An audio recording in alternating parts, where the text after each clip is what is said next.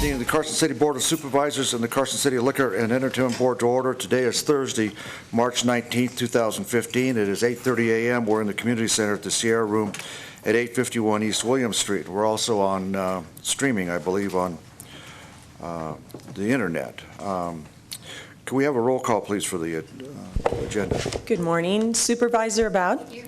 Supervisor Bankowski? Yes, ma'am. Supervisor Bagwell? Here. Supervisor Shirk? Present.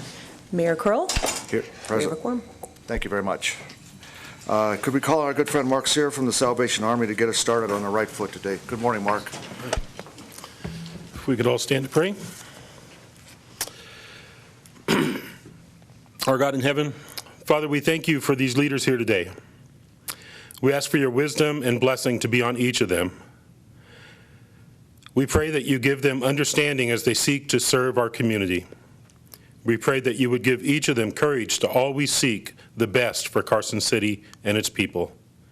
We invite your presence here to work in them and through them. We pray all this in the precious name of Jesus. Amen.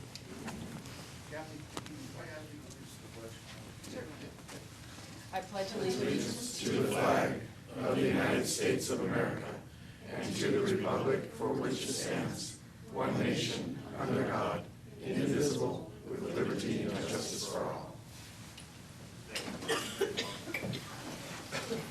Okay, we're now turning to item number 5, public comment. This is the time for public comment on any topic that's relevant to or within the authority of the Board of Supervisors, and we'll have public comment at the end, and we usually have public comment during the agenda. We'll also have public comment at the beginning and end of the Liquor and Entertainment Board. Anybody on public comment at this juncture? Lisa, come on up. Good morning. Good morning. Mayor Kroll and Board of Supervisors. I'm just here to publicly thank Carson City for the tremendous support that we received during our Wolf Wine and Whiskers wine tasting on March 7th. And for those of you who attended, thank you so much. Huge kudos to Sheriff Furlong. My goodness, what what an auctioneer. But just the support from businesses. And you know, there are people behind business. And we sometimes forget that when we mention business and we think it's just a building or they. But there are individuals behind the businesses, and we had incredible donations. And during our paddle raising, we had folks donating $500. And then Sheriff Furlong again said, well, okay, I'm going to match the next donor. We had huge auction bids. An 1864 Carson City silver dollar went for $625. And you know, that is just a gift of love, a love for animals, a love for community, and that kind of support. So I don't know if this is appropriate here, but I just really wanted to give a shout out to Carson City, our wonderful community, the folks who support Cassie, and the volunteers of Cassie who are really working hard to really help this shelter get built. So that's all. Very good. It was a fun evening. I know. Thank you. Lori was there.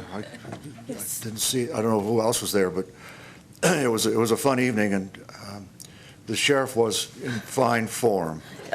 As he always is. This is his third time. Thank you, Lisa, very much. Well, thank you. All right. Excuse me. Any other public comment? Anybody? Okay, I don't see any. We'll now then turn to item number 6, the approval of the minutes of January 15th. Everybody had a chance to look at those. Motion's in order. I move to approve the minutes of January 15th, 2015 with the correction to the date on page 23. Second. Motion in a couple seconds. On the motion, discussion. Hearing none, all in favor signify by saying aye. Aye. Opposed, nay. Carried unanimous. Okay. Everybody had a chance to look at the agenda. Mr. City Manager, any changes to the agenda? No change today. Board members, any changes? Unless there's an objection, then we'll take the agenda as published. We'll now turn to item number 8, special presentations. And I'm going to ask, we're going to try something new. We'll see if we can get the whole board down in front here while we do items A and B. So could we have Teresa Morris? Teresa, where are you? Is she here? Come on up and we'll all come down there. Come on.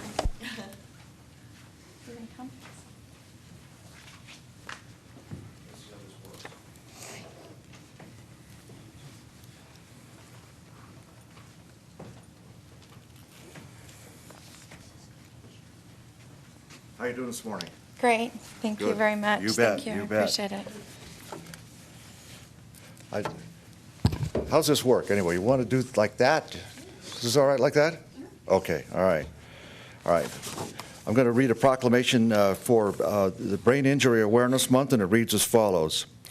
Whereas every year over 1.7 million Americans sustain a traumatic brain injury, about one every 17 seconds, and whereas among those who survive, 275,000 people per year must learn to cope with lifelong losses of function, and whereas 5.3 million Americans, 2% of the entire United States population, currently live with disabilities resulting from brain injury, and whereas motor vehicle accidents cause 17% of brain injuries, falls 35%, assaults and firearms 26%, sports and recreation and other 22%. And whereas an estimated 200,000 children are hospitalized each year with brain trauma and 30,000 sustain permanent disabilities, this is increasing with awareness. And whereas every year in the United States, 50,000 children sustain bicycle-related brain injuries, of those over 400 die. And whereas males are twice as likely to sustain a brain injury than females, and young men between the ages of 15 and 14 have the highest rate of injury. And whereas every year, 177,000 Americans will die as a result of a traumatic brain injury, and whereas on Saturday, March 28th, Nevada's annual push, pull, or drag 5K goal is to bring more awareness and prevention to Northern Nevada. Now, therefore, I, Robert L. Kroll, Mayor of Carson City, do hereby proclaim March 2015 as Brain Injury Awareness Month and encourage all citizens to give recognition and appreciation to the Brain Recovery Assistance Institute of Nevada, the acronym is BRAIN, and Because I Can Foundation for their mission to help brain injury survivors put their lives back together by regaining independence through support, empowerment, resources, public awareness, education, and youth prevention programs. Teresa, on behalf of all of us here at the community and the Board of Supervisors, please accept this proclamation, and thank you for what you do. Thank you very much. I'm Bob. Josh. Josh, how are you? Nice to meet you. You want to say a few words and tell us a little bit about it? I do. Come on. I do, if I have a few minutes. Come on. Thank you for allowing us to come and speak. This is an injury that is definitely completely misunderstood by a lot of people. I come from it not only on a professional standpoint now with the passion of brain, but also because of a personal tragedy that happened in my life. And my son was in a horrific motorcycle accident. And I know that we've got Sheriff Furlong that knows firsthand in the racing community. We've heard that name a lot. But I didn't know what brain injury meant. My son was racing, and I didn't understand it. I didn't understand concussion. And he was racing in Windover, Nevada, crashed going about 92 miles an hour, and augured his face into the ground and laid in a coma with very little life for 24 days. And they told me what I was going to get if he woke up was not going to be very favorable. And so fast forward, my son Josh, as you can tell by the shell, is pretty intact. And it's been almost 7 years ago, and it's been a lot of work. But every day is recovery. He's 23 now, and there's not a day that goes by that he's not reminded of that accident, but there's not a day that goes by that he doesn't do something to better himself. And so that's kind of why this is such a passion for me. 2011, he rode his bicycle 2,700 miles across country to raise awareness about brain injuries. And it was a triumph not only for him to show awareness and prevention and possibilities of what you can do after this accident, but it was also healing for himself, that he could do something. He is the youngest ever to go pro in off-road racing, and he accomplished that at 16 years old. So, and he's tired this morning, and he can't speak. Everybody thinks he looks so good, he can't speak, and he can give it to you, I'm telling you.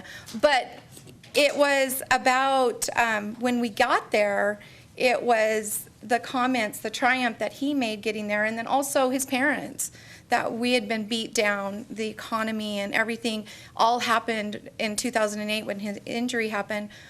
But I get to the Brain Injury Association of America to get told a few words that just shocked me, and that was, you do realize he will decline.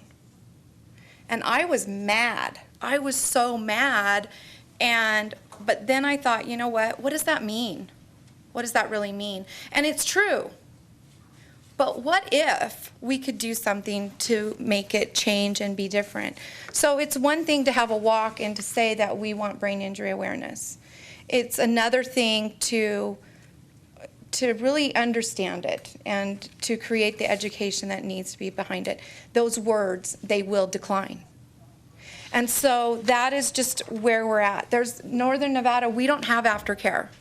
We have doctors that are doing amazing jobs saving people's lives. We have rehab hospitals that are giving us a foundation to start with. But what happens when they come home? This is not a 45-day recovery. This is something that you have to know the rest of your life. And so even in Northern Nevada, every 40 seconds somebody is having a stroke. It might be mild or it might be something that is debilitating that is going to affect them the rest of their lives. But even a mild stroke, if it happens, it's created some sort of damage that will continue causing damage. And so that's where the Brain Recovery Assistance Institute came from. I wasn't looking to take anything away from the doctors that are doing a great job, or even the rehab hospitals. But it's that having a platform and pioneering something on a coaching level to let people know that they can continue. Having a responsibility to their brain injury. It's something really important with Josh. He's got a very large personality, and he had to be who he was. And in that, sometimes there's the denial that comes down. There's nothing wrong with me. And that's because the brain tells him there's nothing wrong with him. So the education that comes with our youth is taking it out of their hands. Don't let the kids come and tell us that they've hit their head or the brain injury. We need to educate people on what to look for. And also educate the survivors on what to look for, and then the responsibility on how important the feeding the brain is, the exercise, the sleeping that you lose after having a brain injury that can now cause the secondary diseases. And so it's about that coaching. It's about having the help, the caregivers, because caregivers, I was one. I wanted to protect him from the world. I wanted to protect him from the people that were going to judge him. And I found out that maybe that's not the way to do it. We need to integrate people that have had brain injuries back into society. We need to let everybody know that about this silent disability. Because even though he looks really good, he's still got issues to deal with. He still has things to overcome, which we all do. But he works every day, and he gets in there, and he's learned how to overcome each obstacle. He's been med-free, and he's done it all with my backhand. So anyway, I've come from a coaching aspect, and that's what we are looking at, is doing a coaching. I'm looking to pioneer something different in Northern Nevada to reach out, because it's not 45 days in a rehab hospital is not enough. Can we help people create tools? Having a coaching aspect is it's something that people can come and get tune-ups with and help. And so I'm honored that I'm able to do a support group in the Gardnerville-Minden area, in the Carson City, and then also have a clinic in Reno. But it's something we need in our rural areas throughout Northern Nevada. So I appreciate you guys, the proclamation, and I believe that it's the beginning of where we really need to go with this. And so thank you for your time. Thank you, guys.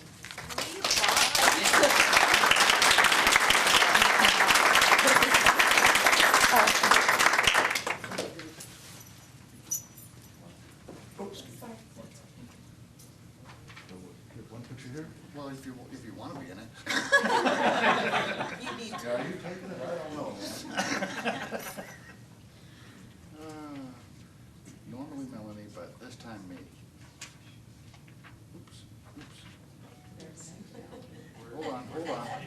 Hold on. I never said I was good at this.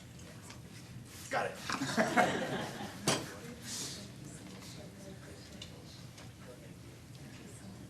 Video.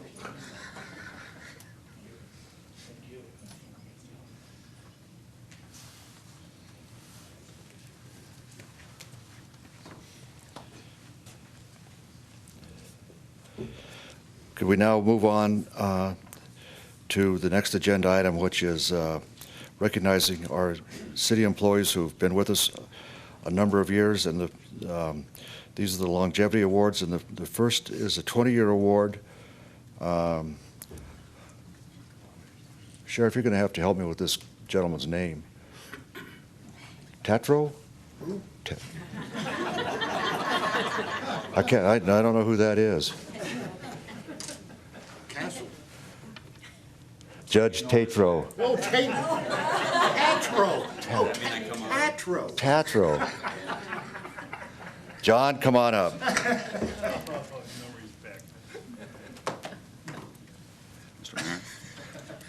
Mr. Justice,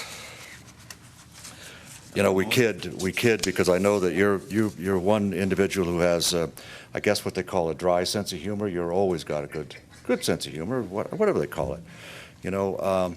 But it occurred to me, John, that, you know, when we think about the court system, we think about you.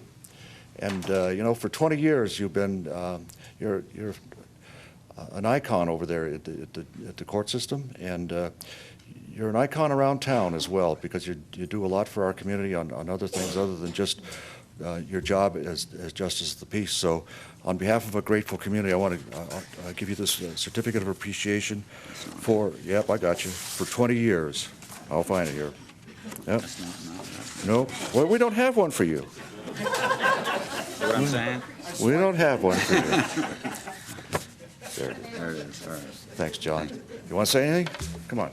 I just want to say thank you, and there's a lot of people here from the court who really didn't want to come, but Max made them come. And so I really appreciate everyone being here and the support, and it's a great town. And icon, I think, translates to old. Well, And yeah, I said that on purpose. over the years, everybody else has said something about the sheriff, so I might as well. I do thank the sheriff for the help he's given me personally over the last few years, along with everybody else. Thanks, John. Come on up Thank here. you.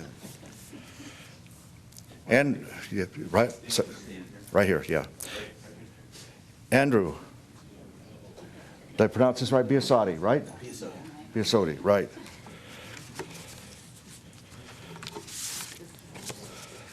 For 10 years, continuous service. Andrew, on behalf of a grateful community, let me present this longevity award to you for 10 years of continuous service to our community.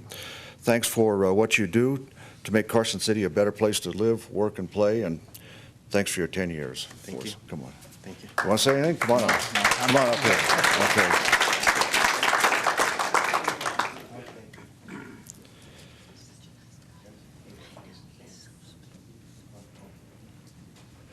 Lisa.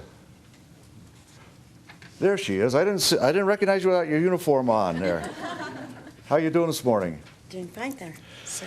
Lisa, on behalf of a grateful community, please accept this certificate of appreciation for 10 years of continuous service. And let me just say, you know, on a personal note, I don't know anybody who's more engaged with our youth in our community. When it comes to, you know, cops and youth, the whole department is involved, but I always see you there. You're always around and doing things to integrate our children so that they know that, you know, the police are there to help and not just to police things. So I want to say thank you on behalf of all of us for 10 years of great service to our community, and you've changed the lives of a lot of young kids coming up. So thank you, Lisa, very much. Thank you very much, sir.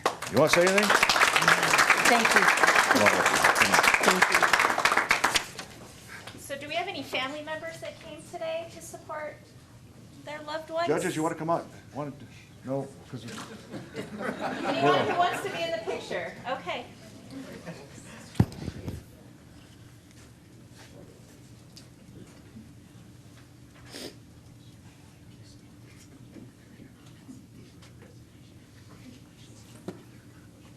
Okay, 1, 2, 3. Thank you.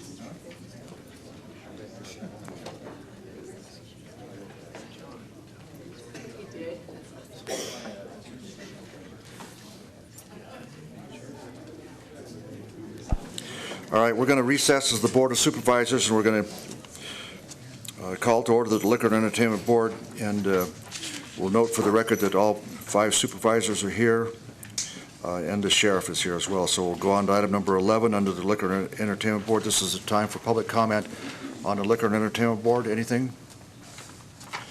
I don't see any. So we'll now take up the possible approval of the minutes of January 15th, 2015. I move to approve the minutes of January 15th, 2015 as presented. Motion and a couple seconds on the motion. Discussion. Hearing none, all in favor signify by saying aye. Aye. Opposed, nay. Carried unanimous. Okay, thank you. Let's take up item 13. This is the annual activity report for administrative citations. Who's doing this, Lee? Okay. Good morning. Go. For the record, Lee Plumel, Community Development Director. We had somebody out sick today in the permit center, so Lena's staying back to cover there. But I serve as the liquor administrative hearings officer. So if there's a business that gets 3 citations within a 6-month period, and they come to the administrative hearing, I'm the administrative hearing officer. And the liquor license is under community development, obviously. But so in your report, you have a memo from Lena with just the statistics of the compliance checks that were done this year, how many citations there were, and which businesses got cited for selling to minors. As you can see, there were 4 compliance checks done by the sheriff's office this year. We had a total of 3 I'm sorry, and this is a 2014 report, not this year. There were 3 first citations issued, and none of the businesses got to 2nd or 3rd citation. Again, just a note for first, the fines per this municipal code are $100 for the business for a first offense, $500 for 2nd, and $1,000 and up for the 3rd. And again, with the 3rd, they can also have their license suspended, which has happened in the past. And I think this is on top of the servers that actually get the citation actually have a fine as well. But I'd be happy to. That's the report. It's there. I'll be happy to answer questions. Any questions? Anybody? Public comment, anybody? I don't hear any. Unless, Sheriff, anything? You okay? Very good, thanks. Yeah, it's a good report, actually. It's a pretty good report. It's been a busy year. We would hope that next year or the current year that we can do more of the compliance checks. But in addition to those compliance checks, the officers are very frequently out doing the same type of activity, except they're actually doing it on the road. Very good. Okay, I don't know that we need a motion, but we'll just try it like this. Unless there's an objection, we'll accept the report and make it a part of the permanent record. So, all right. Let's now take up item public comment on Liquor and Entertainment Board. Any concluding public comment? I don't see any. Are we ready to adjourn as Liquor and Entertainment Board? Anything? We okay? Unless there's an objection, we will adjourn as the Liquor and Entertainment Board, and we'll reconvene as the Board of Supervisors. We'll take up item number 17. This is the Carson City Airport Authority, and on this one, I've noted in the past, my law partner is the counsel to the Airport Authority, so I will be turning the gavel over to the Mayor Pro Tem and abstaining from any voting. So. Thank you, Mr. Mayor. Steve, are you going to take us through this? I will. Right. Steve Takus on behalf of the Carson City Airport Authority. The item that you have before you is to give approval to the acceptance of an FAA grant. As you know from prior experience, we get a considerable amount of money from the FAA for airport improvements. This is our next airport improvement grant, which is to do the engineering design to reconstruct the ramp on the north side of the airport. Over the last couple of years, we have completely reconstructed the ramp on the south side of the airport. The pavement was completely failing, so now it's beautiful and new and a great place to park airplanes, and we're trying to park as many as we can. The north side of the airport, though, is also in disrepair, and so it's next. So the grant that you have in front of you is for $160,000 Well, the project's $160,000. The grant is $150,000. The other $10,000 will come from the airport's funds as matching funds. And the reason that we're asking you to approve it, even though it actually hasn't been offered to us yet, is that when the FAA offers it to us, they typically give us such a short turnaround that there isn't time to schedule a publicly, a meeting in compliance with the open meeting law. So our practice has been, and it seems to have worked out pretty well, we provide you with a copy of the application and then ask you to approve it, conditioned on us getting the grant. The Airport Authority has already approved it we had a meeting last night. In fact, I just left this room. It feels like Supervisor Shirk and I just left this room a few hours ago, but we approved it at our meeting in February. So it's been approved by the Airport Authority, so now we're simply asking the Board of Supervisors to approve acceptance of an FAA grant. Thank you. Any discussion from the board? Good morning, Steve. This grant is just for the design for the work on the apron. So I assume that means that there will be a subsequent grant for the construction of the improvements. So that'll be coming along in a year or so?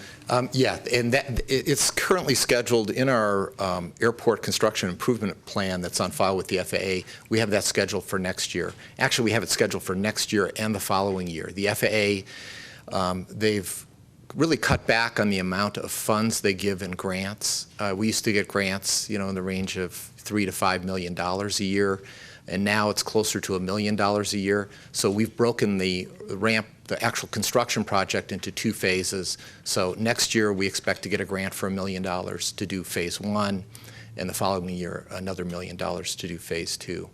But just to point out, this is, as you point out, just for the design.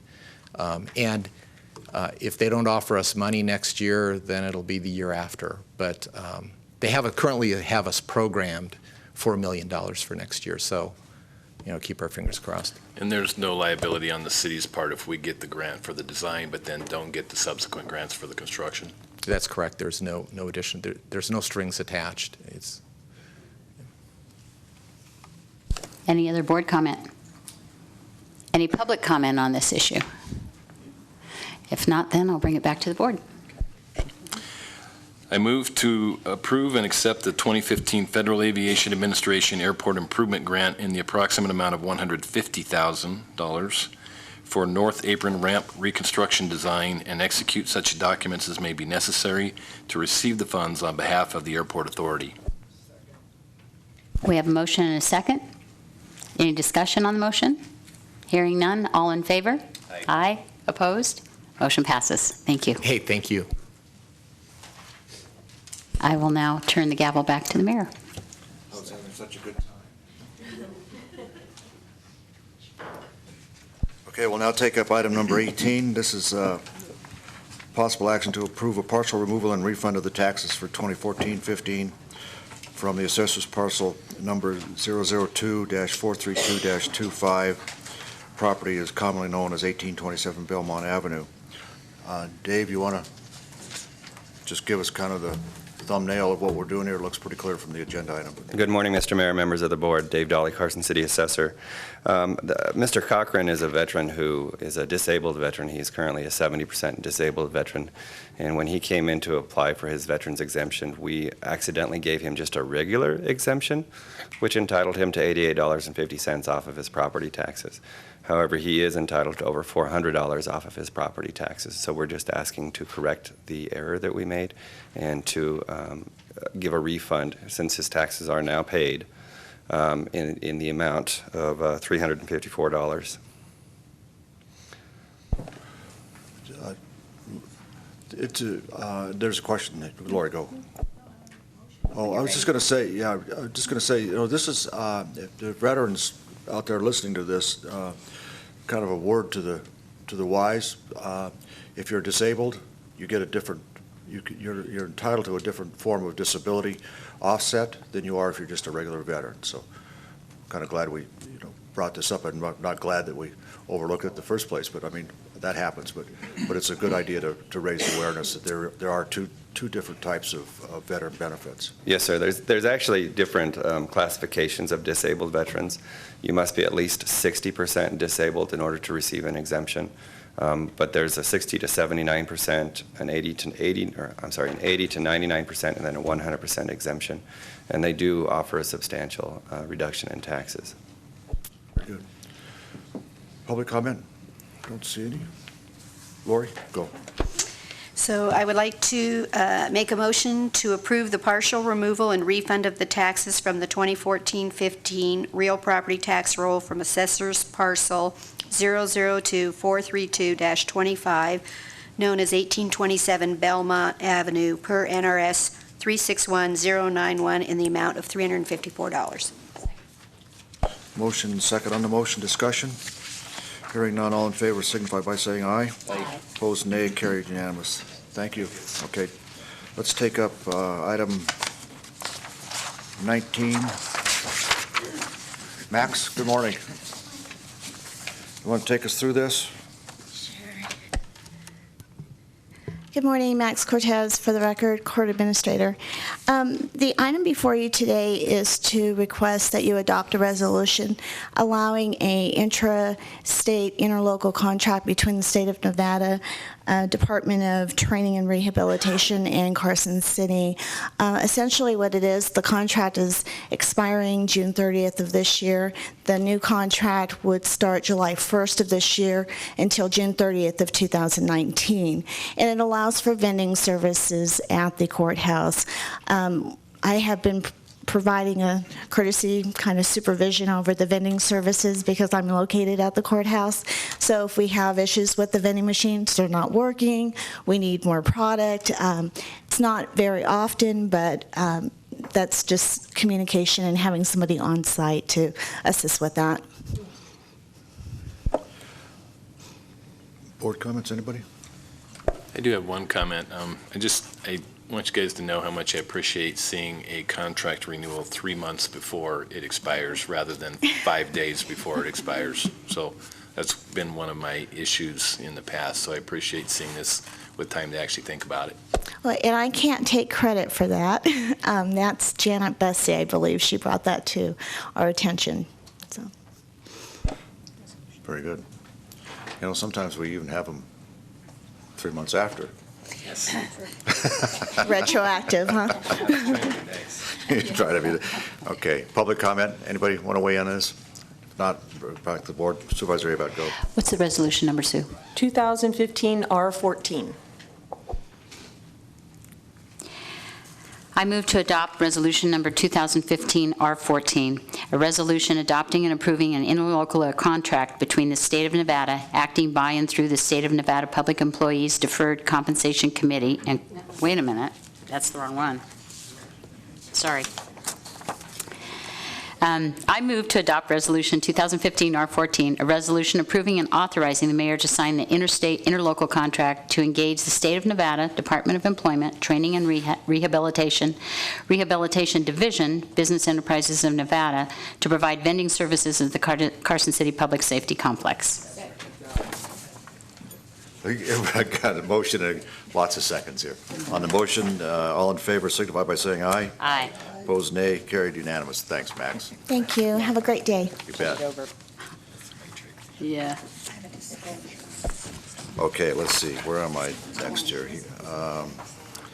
Let's take up item 20.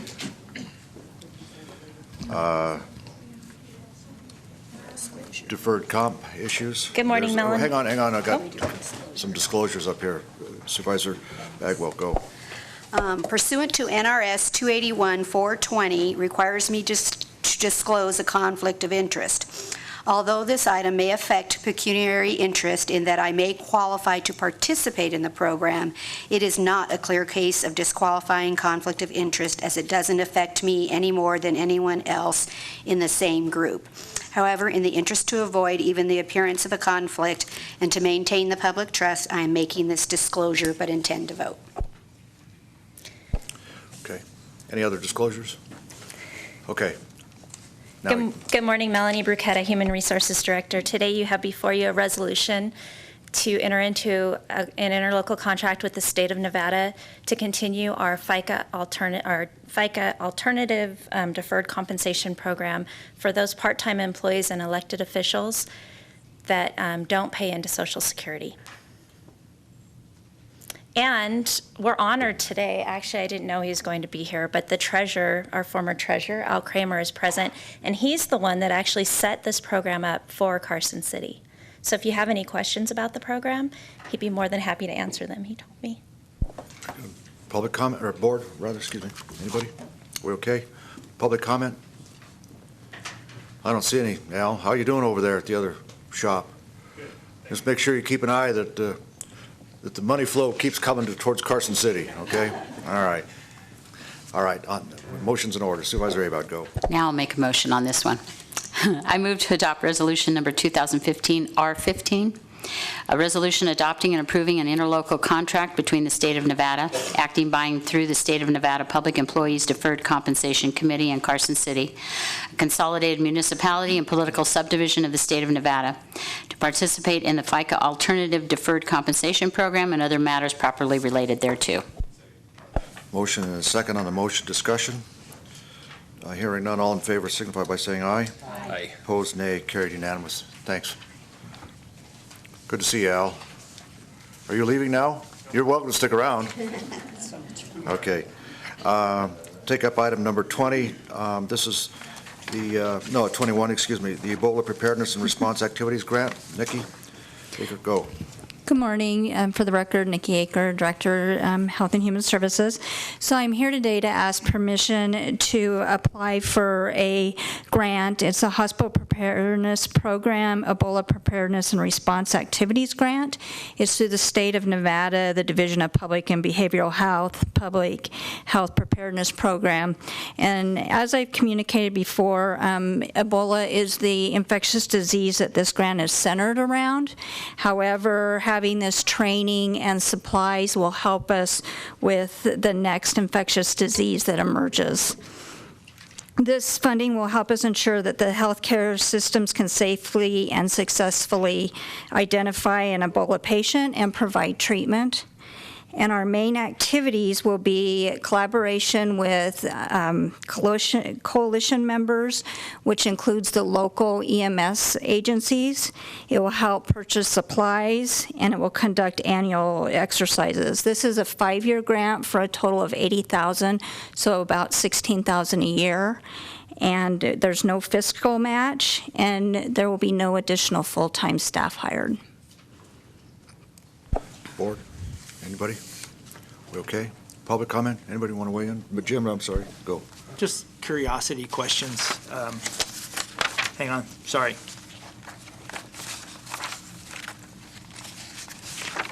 On page 6 of 50, it says 18 states jurisdiction at a higher risk for Ebola. Do we have the word Nevada Falls as a risk? I haven't seen that. I'll research and see if I can't get back to you with that information. Curious. You know, we haven't had any that we have been monitoring in the north, but there have been individuals in the south that have been monitored. And so there's individuals that were over there, either healthcare professionals or just traveling over there, and if they enter the state of Nevada, then we monitor. Okay, but is there any cases of Ebola in Nevada? No. No cases right now. Thank you. Anybody else? Anybody public? I asked for that once. Okay, we'll bring it to the board. Supervisor Rebound, go. I move to approve Carson City Health and Human Services applying for the Hospital Preparedness Program, Ebola Preparedness and Response Activities Grant through the State of Nevada, Division of Public and Behavioral Health, Public Health Preparedness Program. Second. Motion and a couple seconds on the motion. Discussion. Hearing none, all in favor signify by saying aye. Aye. Opposed, nay. Carried unanimous. Okay. Thank you. Thank you, Nikki. Okay, let's go to item 22, community development. This deals with the parking officer technician. Lee, you want to take us through this and why we're doing it and what it means for parking enforcement and code enforcement? Sure. Good morning again. Lee Plemmel, Community Development Director. I'll start off. I have support from the city manager on this and finance as you may have questions, and I imagine former Treasurer Al Kramer probably can answer some questions about past parking enforcement, as well as the position is currently under the treasurer. So this is possible action to approve the reclassification of a parking officer technician to a compliance officer position, and approve moving the position from the treasurer's office to the community development department. The purpose of that move would be to allow this person to, in addition to doing parking compliance, which we anticipate to be about 75% of the time, could help code compliance under the community development department. So as you all know, you probably all know who Frank is. Frank is the one parking enforcement officer that had the regular route downtown. We probably all have. I don't know anybody who doesn't know Frank. I don't know anybody who hasn't had a ticket from Frank. Yeah. That's not to say there's others in the city with authority to write citations. So for anybody listening, don't go park in front of a fire hydrant today. But so he retired. So that gave us an opportunity. There's been discussions with the treasurer's office before about what to do with parking enforcement generally in the downtown. So we had a meeting and set up to look at what opportunities does this afford us? How do we replace Frank? Do we just, so this is coming before the board because we're asking to change the position in the grade and transfer it. One of the options would have been to just replace the parking enforcement officer. We discussed possibly just replacing him with part-time employee that would just do parking enforcement, and that certainly was another option. But we thought of the idea with other things coming up in code enforcement. We've had recently our provisions on, now talking about zoning and code enforcement, our provisions on temporary sign display have recently expired, where we were allowing kind of all sorts of temporary banners and devices all the time. There's going to be some time limits put on those now. So that's going to be quite a bit of code compliance time to take, so this person could help with that, as well as just generally other things that code compliance does in terms of responding to citizens' complaints, and it will allow a little bit more proactive enforcement on some of the nuisance issues that we have around town. So just a little bit on budget-wise, this person, we would transfer vehicles. There'd be no additional vehicles or other equipment. That would just be using what's existing for the parking enforcement officer. On the last page of your packet is a little bit of some basic budget information. So the current position, and what Frank was at the top of the position as grade 24. The compliance officer position currently is a lower grade at a lower pay scale. So as you can see in that, there would be some savings compared to what was being paid previously for the new position. And before taking questions, just the last thing, I got an email this morning from the secretary of the Downtown Business Association affirming that the Downtown Business Association is in favor of continuing the parking enforcement in the downtown area. So I just got that. And we had talked to them in the past, and that's where we've had a lot of conversations with them and other businesses, but just got the email this morning saying their official position is support of continuing parking enforcement. Speaking of emails, I think probably everybody's got some, but there seems to be some concern, and naturally, since Frank's gone, that there are people who are abusing the 2-hour parking limit at certain places in town, and we'd like to make sure that we're doing what we can to keep the enforcement up on that, so for their business purposes. So obviously, if they can call the code enforcement division, call the planning division if anybody has in the short term until this person is replaced, and we do have somebody on the regular, call us and we'll handle the issue in the short term. Okay. Board? Anybody? Public comment? Anybody? Al? Thank you. For the record, Al Kramer, private citizen.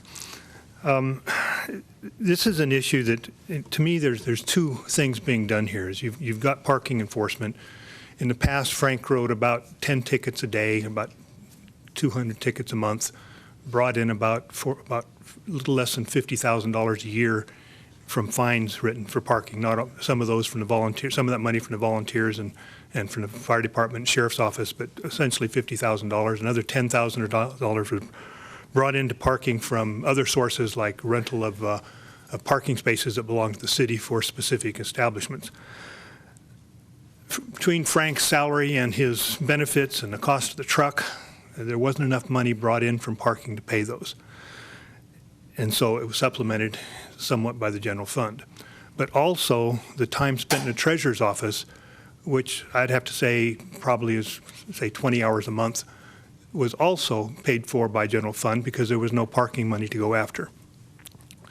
One of the realities is you know, that office, when I became treasurer, had a staff of a treasurer and 8, and now it's a staff of a treasurer and 4.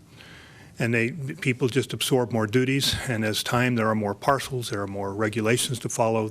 We've absorbed personal property tax collection and collection for landfill and some things like that, so that there are more duties. And it becomes to the point where your back office work just kind of accumulates and accumulates. And at some point, they're going to need to hire someone. So 3 months ago, I'd have told you, well, that's eminent. I'm not sure it's eminent now. I'm not there. But at some point, they're going to need to hire someone. And that 20 hours a month, you either have to be able to fund it as saying, well, parking's going to pay for it somehow, or you need to reduce the work. My thought was at the time was let's reduce the work. Let's change parking to be a by complaint where someone calls in and says, there's somebody parking in front of my store. Here's a digital picture of it. Have somebody come by in 2 hours and cite them. The same statutes would apply. You would have someone, and I had suggested part-time, that would walk a route randomly several times a week to keep people honest. But for me, the hard part was when you got someone coming who paid a parking ticket for parking by the museum for over 2 hours, and say, here we come to town, we enjoy a fantastic visit to the museum. After paying money to go to the museum, we go in there, and then we come back out and we got a parking ticket for being 15 minutes late. And it kind of trashed our trip to Carson City. They're really disappointed. So I was always concerned that it seemed like many times the wrong people were being targeted for tickets. Yes, they overstayed, but are they really the ones we want to? To me, I want to go after the scofflaws that park all day in front of somebody's store when they're working across the street at some office. Or if you're getting your hair done and things run a little late and you get 2 hours and you walk out, not only did you just pay $50 to get your hair done, but you come out and you get a $15 parking ticket. To me, that wasn't where we wanted to be. So my efforts were to try and, number one, try and administer this in a way that, by complaint. I mean, right now you can get a parking ticket and there could be empty spaces on both sides of you. So it's not a question of turning over, making sure there's parking spaces available where people don't use them too long. To me, that's one of the issues, but that's more applicable when someone just parks there all day long. So one of them is, yeah, we got to maintain some parking, but perhaps not the same way. And the second was, I felt there had to be a way to reduce that 20 hours a month that was being spent in the treasurer's office keeping track of parking tickets and culling the old ones and make sure we send all the letters out to try and collect and that sort of thing. So again, my proposal at the time was to enforce it by specifics where someone would call in, just as we do most other ordinances. You don't necessarily patrol for violations of the law. You wait until somebody calls in a complaint and then you respond to it for the most part. So I was thinking that a lot of what Lee is bringing forth now is right on target. I don't think I necessarily agree with 75% of the time being spent on parking, but I think if you could do 25% or something like that, I think you'd still have some tickets written. Your revenue from parking is not going to be the $60,000 you're getting now. It'll probably be down around 15 or 20,000, but that might be enough to pay for 25% of this new person's time. You're still not going to get any money going to the treasurer's office, I don't believe, but if you could reduce the workload by half, that would be well worth it. And that's just, hopefully that helps a little bit. Thank you. Thanks, Al. Okay. Jim, Supervisor Shirk. Yeah, if you don't mind, I've got some questions for Lee, if that's okay. Let's go. In the packet, it says that you know the turnover during the heaviest times in the parking periods. There's heaviest times. What are those hours? And would that be centered, am I reading that wrong? Yeah, for the record, Lee Plum, I'm referring to my notes here, trying to find that. The heaviest, so we have not established when the heaviest parking periods are, except by general observation because we work down there. But I think that's going to be an ongoing process to kind of work with a new officer to determine what times are effective, when there's not many when there's one car parked on the street. Do we need to be going through there? Probably not. That's not the problem. So I'm not saying we know all the answers right now. I mean, we generally know it's around, from sometime before lunch through lunch and into the early afternoon is generally when those spaces fill up and they want to have some turnover and leave them. But I think that's going to be a work in progress with the new officer looking at that. I think that the history of the citations written before would kind of dictate the hours of when the tickets were written the most. Yeah, if we could get that data Right. as to when they are. The other thing is, when you say you're going to have 75% of the time will be on parking enforcement, is that per day or per the work week? Let's say 40 hours. Or are you going to break it apart where he works 1 day a week on parking? Or you're not going to break it apart where he's working 2 hours on parking every day or certain hours? Is it daily or hourly you're going to break it apart? I think we were thinking daily. That could average out over time, and we might have days. There might be a little shift in days depending on what's going on. But I think we were thinking daily thinking about how long it takes to do a parking enforcement around, and maybe not doing it from that 8 to 10 in the morning if that's not the time when it's needed, that type of thing. And there's no other, and I heard you correctly, there's no other mechanical devices we need, no vehicles, we need not purchase anything new, correct? The proposal is to just bring the position over with what they do now and with no additional equipment. Do we know how many parking spaces there are within the area he walks? Yeah, I don't know. I don't have a count on that. I think actually Public Works has that because they are the official regulators of the 2-hour parking in terms of posting it. So I think that's available. I don't think Public Works is here. I don't have that. And the enforcement of 2-hour parking is strictly mostly downtown. 90% of it, 98%. Is there any other areas that are 2-hour parking? As you said, it's all downtown. The 2-hour parking issue is all downtown. Is the means of that person walking the area, is that the only way they can? I know I talked to Frank about what they use at the airport, that scooter thing. Is that a possibility? Does that help? I'm just asking. And again, I made this how it's been with the treasurers in the past. Maybe Al could help answer it, or the treasurer. So yeah, I don't know. Supervisor Shirk, if I could, just for a moment. The guidance I gave Lee in community development was based on my observations and my assessment. The peak parking time downtown is 10 to 2. So I want the focus on the turnover period that is greatest in the downtown area. In my assessment, that area is easily walkable.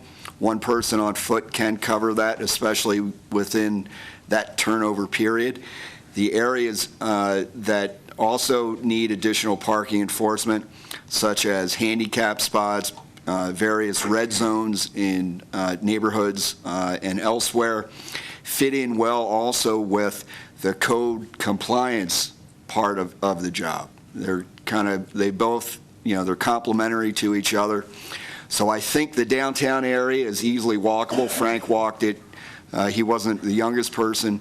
I walk that area every day, and I think it does lend itself to a foot enforcement, if that answers your question.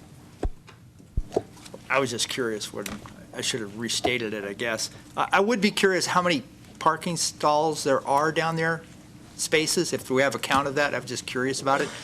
And is there less parking stalls or spaces now? Because I know where the new brewery is, there's parking has been moved out of there as well. Is that correct? We lost some parking spaces there. There's two or three less parking spaces.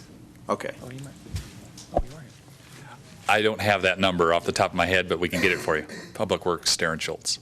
Thanks. Thank you, Lee. Got it, Jim?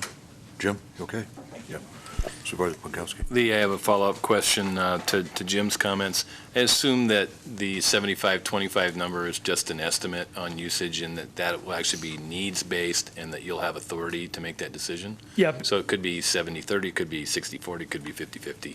Right, based on our discussions that we've had so far and talking with the treasurer's office as to how it's been run in the past and what we anticipate, and talking with finance, that's the number we came up with. Right. It just seems to me that it should be based on what's most efficient, not based on a random number that we picked out and put on a piece of paper. If, for budgeting purposes, it's 75-25, but yes, I agree, we're going to manage the actual time according to the needs. Yeah, thank you. So Lee, just as a follow-up on that particular question, you will actually document the time spent on parking because there's a statute that indicates you have to separately and discreetly account for the parking costs and revenue. Okay. So just as a follow-up, I'm with Brad, it doesn't matter if it's 70-30 or whatever, but just document it so that you can continue to follow the statutory requirement on parking money. Okay. One other question, Lee, or for anybody out there. What's the status of electronic parking measures used to enforce parking times and payment, and things like that? Any of them working? I know they had problems in Reno. Any of them working? You know, I've started to have a little conversations about that and gotten some information now that this has come up. People are starting to feed this information to me instead of the treasurer's office doing parking enforcement. But kind of back to, are there better ways than walking? There are things such as license plate scanners and other technologies that would make it more efficient. We haven't done that cost-benefit analysis to see if the collections and if that would really be advantageous for us to use versus walking in and writing tickets as we do. But I don't have a lot of information on what others are doing, and you know, I know Reno tried the pay parking, but I haven't looked into that as to how their enforcement issues have been. That's all right, thanks. Just curious. Supervisor Shirk. I forgot my original question. Maybe we could use drones. Sorry, but I think going back to what Al Kramer said, there needs to be something looked at over at the museum. I just parked there yesterday, and I went in the museum, and I think if you do that, we should have something from the museum that could be granted to that person who parks out there, that they're in the museum, and avoid the tickets there. I think that needs to be looked at over there, that museum, because that parking is 2 hours, and they get nailed all the time. I think, as Al said, it's just wrong. And so maybe we could get the museum to hand out a pass, so when the gentleman comes to look at giving tickets, if that pass is in the window, you know, they get a pass. Something to think about. Thank you. Any other board comments? Public comment? Anybody want to weigh in? Okay, we ready to make a motion? Supervisor Pankowski, go. I move to approve the reclassification of a parking officer technician, CCEA grade 24 position, to a compliance officer position, CCEA 20, and approve moving the position from the treasurer's office to the community development department. Motion by Supervisor Pankowski. A couple seconds on the motion. Discussion. Hearing none, all in favor signify by saying aye. Aye. Opposed, nay. Carried unanimous. Okay, let's take up the fire issue. This is the delegation of authority for Sure you notice his haircut. Yeah. There you go. It's my Jim Shirk look. No, this is, we did the St. Baldwick's on Tuesday, so I just want to throw a plug in. The firefighters, what they do over there in the fire department, we support that, obviously. And we have about 15 or 16 bald guys running around the fire department right now, so if you want to come on by. We actually invited him to come by. It'd be easy for him to do it, so tried to get Nick to do it, but he wouldn't. So it was all good, so we had a good time. So that's what's going on. Today, just for the record, Bob Schranz with the fire department. What I'd like to do is the delegation of authority. You guys, this was brought up to you probably 6 months ago, I think. It's the same thing. We're just changing the names. Hopefully, this is something we never have to use in Carson, but I have to have it because obviously some of the players have changed. So it's myself, Tom Terulli, and Bob Charles, and the city manager. So yeah, we have been through it before. Right. Okay. Questions or board comment? Do we need a new resolution number on this? There is one. It's included. There's nothing in the motion. Resolution number 2015 R16.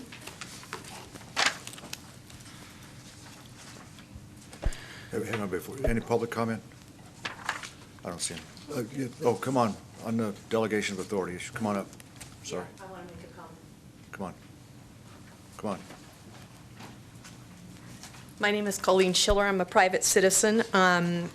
I read through this, and I understand the intent and why you would want to do it, and that they use the Stafford Act primarily for a idea of where, what an emergency would be constituted. And it says here in the beginning that emergency means any occasion or instance for which, in the determination of the president, federal assistance is needed to supplement. And I looked through the rest of the act, and I found out that while the confiscation of firearms is specifically called out, there are other constitutional rights that are not protected. And I would just ask, read it. I would just ask that maybe if we're going to do this, that we put a clause be added that in so delegating this authority, that the constitutional rights of the individual would not be infringed, such as the seizure of property, ammunition, other things. And I know it seems kind of rough or at this point that it might never happen, but I would ask you to have the foresight to realize that it could and to protect the rights of the individuals within our community if you're going to delegate authority. Yeah, isn't it against, there's a constitutional prohibition right now against deprivation of property without due process of law. Isn't that sufficient? I mean, I don't know how you would craft something in here that says you're going to comply with the Constitution, because that's a legal requirement right now. So maybe I'm missing something here, but go. Well, it's the only thing that was called out in the act was that specifically the confiscation of firearms. It didn't protect any other constitutional rights, and I wondered why that would be called out by itself without reinforcing the rest of the Constitution. That was my concern. No, okay, I got you. So, Colleen, I think that what we've done, though, in the resolution and in the board action comment is only with the discussion of a disaster. So I don't think that would qualify in as a disaster portion. And when I read through this, that's all that we have granted the authority or delegation is in the event of a disaster. So Okay. there'd be proclamations and things being done indicating we're having a disaster, and that's when the incident team would come into play. So I welcome your thought there, but I think we've crafted the resolution so the to be disaster's different. strictly to disaster only. Okay, so not an emergency, but a disaster. Okay, I'm good with that. Thank you. Bob, anything?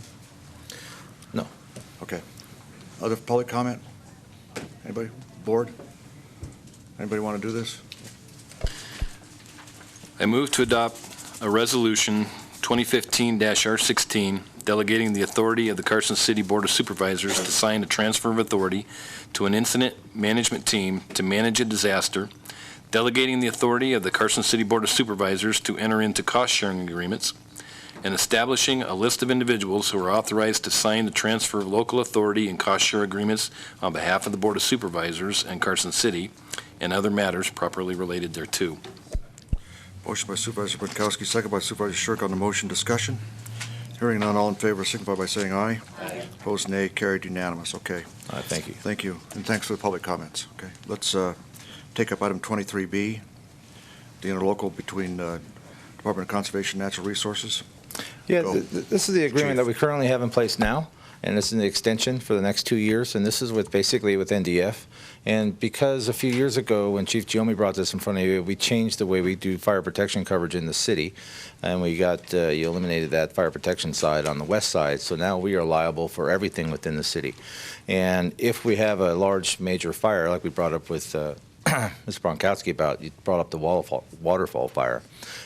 If that happened again, basically we can apply for an FMAG, which is a fire management grant that protects us from the feds on large-scale incidents when there are structures involved. But it's still a 25% match. So if it was a $10 million fire, we're going to be on the hook for that.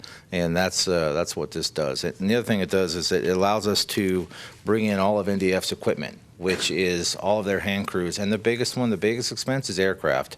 So if we have a fire, they can drop aircraft on it right away, and that saves us about $8,000 a drop, if you think about it. So it's pretty expensive if we start bringing in air. And also the other resources with their hand crews and the other resources that they have available to us, it really makes an awesome insurance policy for the city, and it makes our job a lot easier when we know we have those additional resources coming to help us out. And that's what this is for. Is this budgeted amount? It is. And it's, if you notice, it's split between open space, general fund, and the water and sewer, so it's not just a general fund hit. Okay. Board? Anybody? Public comment? Anybody? Okay. I'll go ahead and make the motion. I move to adopt Resolution 2015-R17 to enter into an interlocal contract between the State of Nevada acting by and through its Department of Conservation and Natural Resources, Nevada Division of Forestry, and the Consolidated Municipality of Carson City for the purpose of administrating a wildland fire protection program for wildland fires and other emergencies at a fiscal impact of $150,000 per fiscal year. Thank you. Second. Motion and a couple seconds on the motion. Discussion? Hearing none, all in favor signify by saying aye. Aye. Opposed, nay. Carried unanimous. Thanks, Chief. All right, thank you. And we brought this in early for you too, Brad, so. Thank you. All right. Thank you very much. Good haircut, too. It's good. All right. Let's take up item 24 on the presentation of the city's fleet division. Who's going to do this? You need time to set this up? Darren? We're ready. If you're ready, we're ready. Are we ready, board? Let's go through it. Go. Good morning, Mayor, Board of Supervisors, Darren Schultz for the record, Carson City Public Works.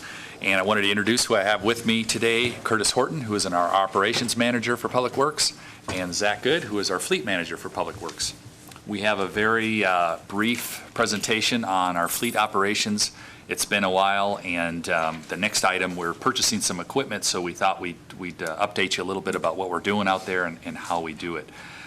This presentation is going to focus mainly on the fleet management efficiency study that was done, and we're hoping today that the goal will be that you'll be satisfied with our progress and where we're at, and we can close that out and move on.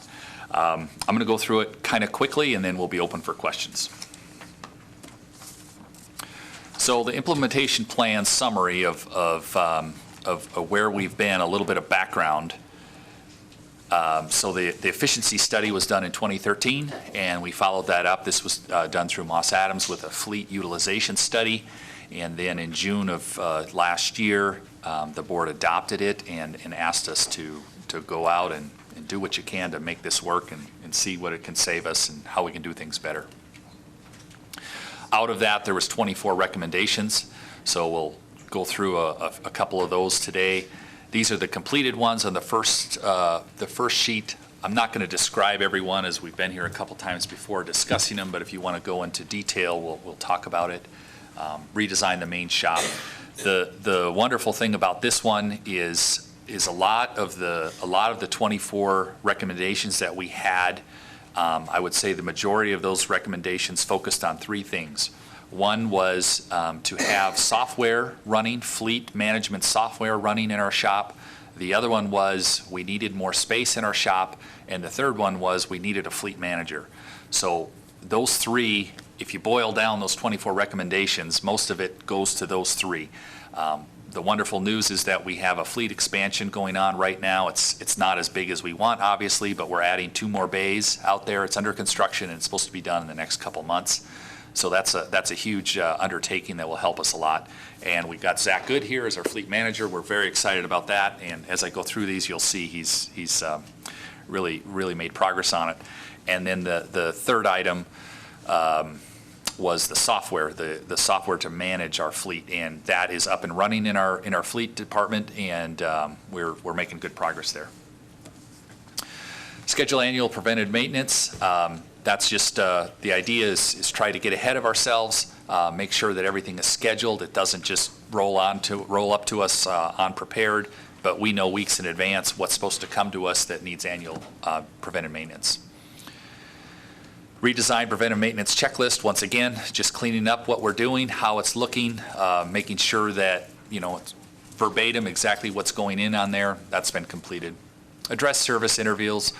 That was just based on the manufacturers we were previously.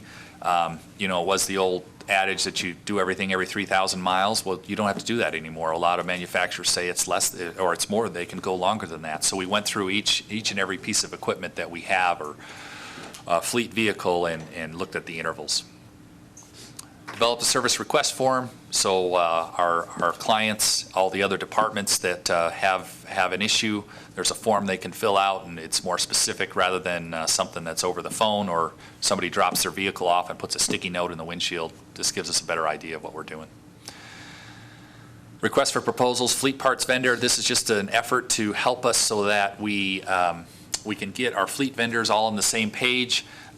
We can specifically give them the type of equipment and parts that we need, establish a list, and it will just help us to streamline that process. That's been completed. Parts tracking and inventory. You can kind of imagine what this is, but it's just a better way of knowing what we have on hand, how many alternators we have for sheriff vehicles, keeping track of that. Average fuel consumption by vehicles. This is something, all of our vehicles, we're on a gas card system, so we can keep track of how much fuel was in there, but prior to this, we weren't keeping track of how many miles were driven or how many hours were put on a vehicle as compared to the amount of fuel that's going in there. So we can better tell how efficient our fleet is, but also it gives us a good indication of something going wrong with the vehicle. Create the fleet manager, I spoke about that. Conduct a utilization review, and that was just an effort to go through as to how we're doing things and is it make the most sense. We completed that. Develop a shop labor rate, we completed that. And establish performance measures, we've also completed that. Develop monthly management reports. This is something that Zach is doing for us, just giving us an update as to all of these things that we have out there. What is it telling us, trends, how much equipment has been serviced, etc. Darren, if I could ask a question on that page. Sorry. On item 2, does that incorporate the sheriff's patrol vehicles as well? It does. It does, okay. And on item 3, number 5, the request form, can you email it or text this request? Okay. Email it, yes.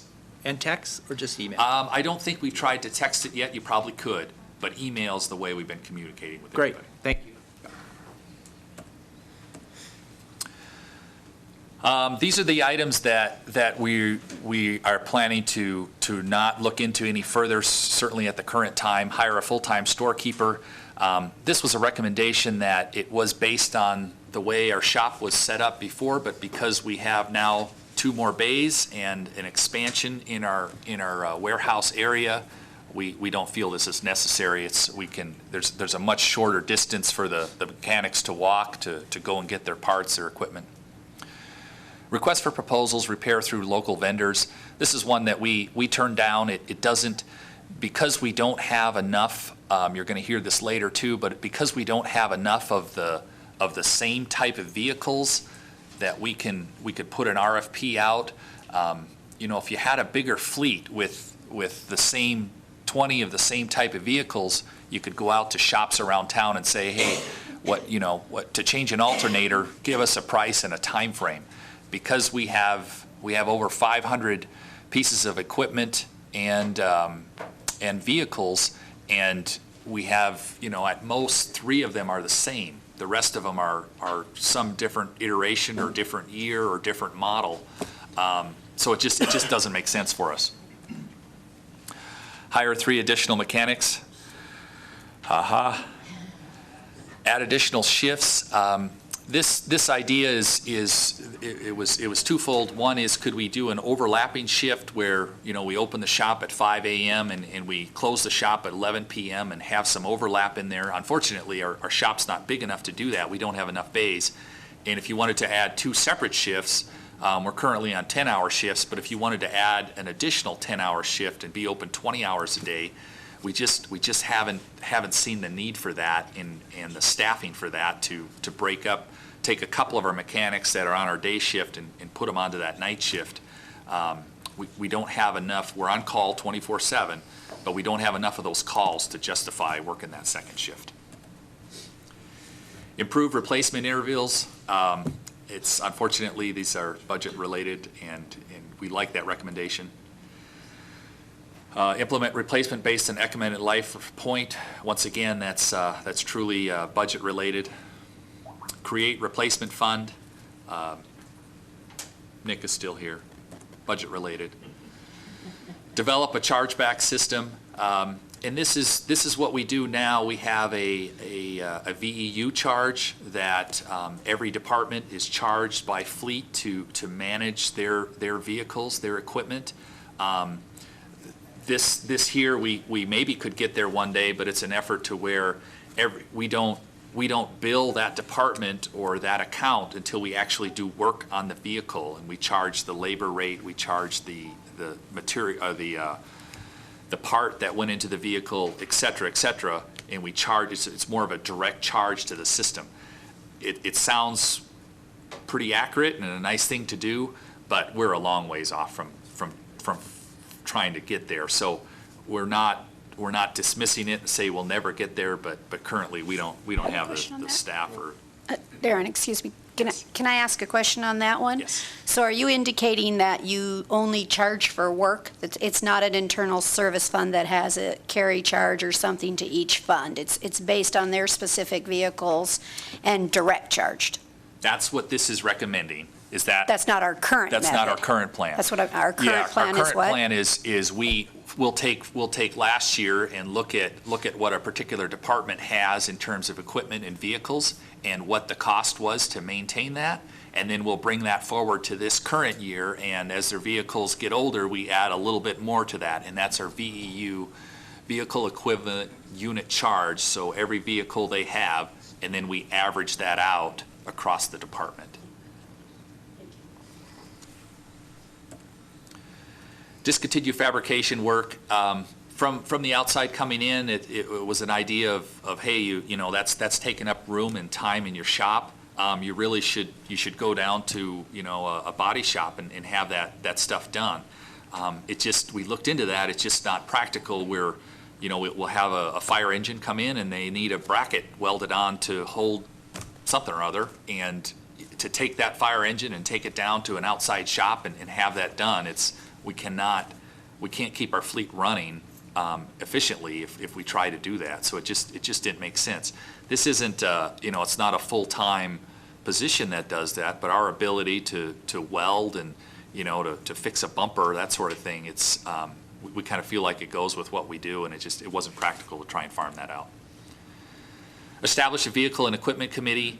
The goal behind this is when we get healthy fund-wise, and we can do more of an idea of buying equipment and buying vehicles, that there be an internal committee that would kind of manage and oversee that. That's going to be budget based, and not until we come back and get some more money. And develop service level agreements. That it doesn't necessarily work for our shop. We looked into it and it didn't pan out. So, Darren? Yes. Can you define a service level agreement? Who's the agreement between and what's the purpose of it? Go ahead, Kurt. The service level agreements are based on vacuuming, waxing, washing, taking care of the vehicle, fueling it up before you return it, things like that. We talked to a lot of the department directors and asked around to find out if they'd be interested in such a service, or is that something that the current employees take care of, which they do now. And frankly, you'd have to pay for that service. We'd have to hire an additional employee, bring them in to do those things. And nobody was really interested in paying for that out of their budget. So at this point in time, it's really not the best thing to do, but we'll keep an eye on it. And if things change in the future, we'll look at it again.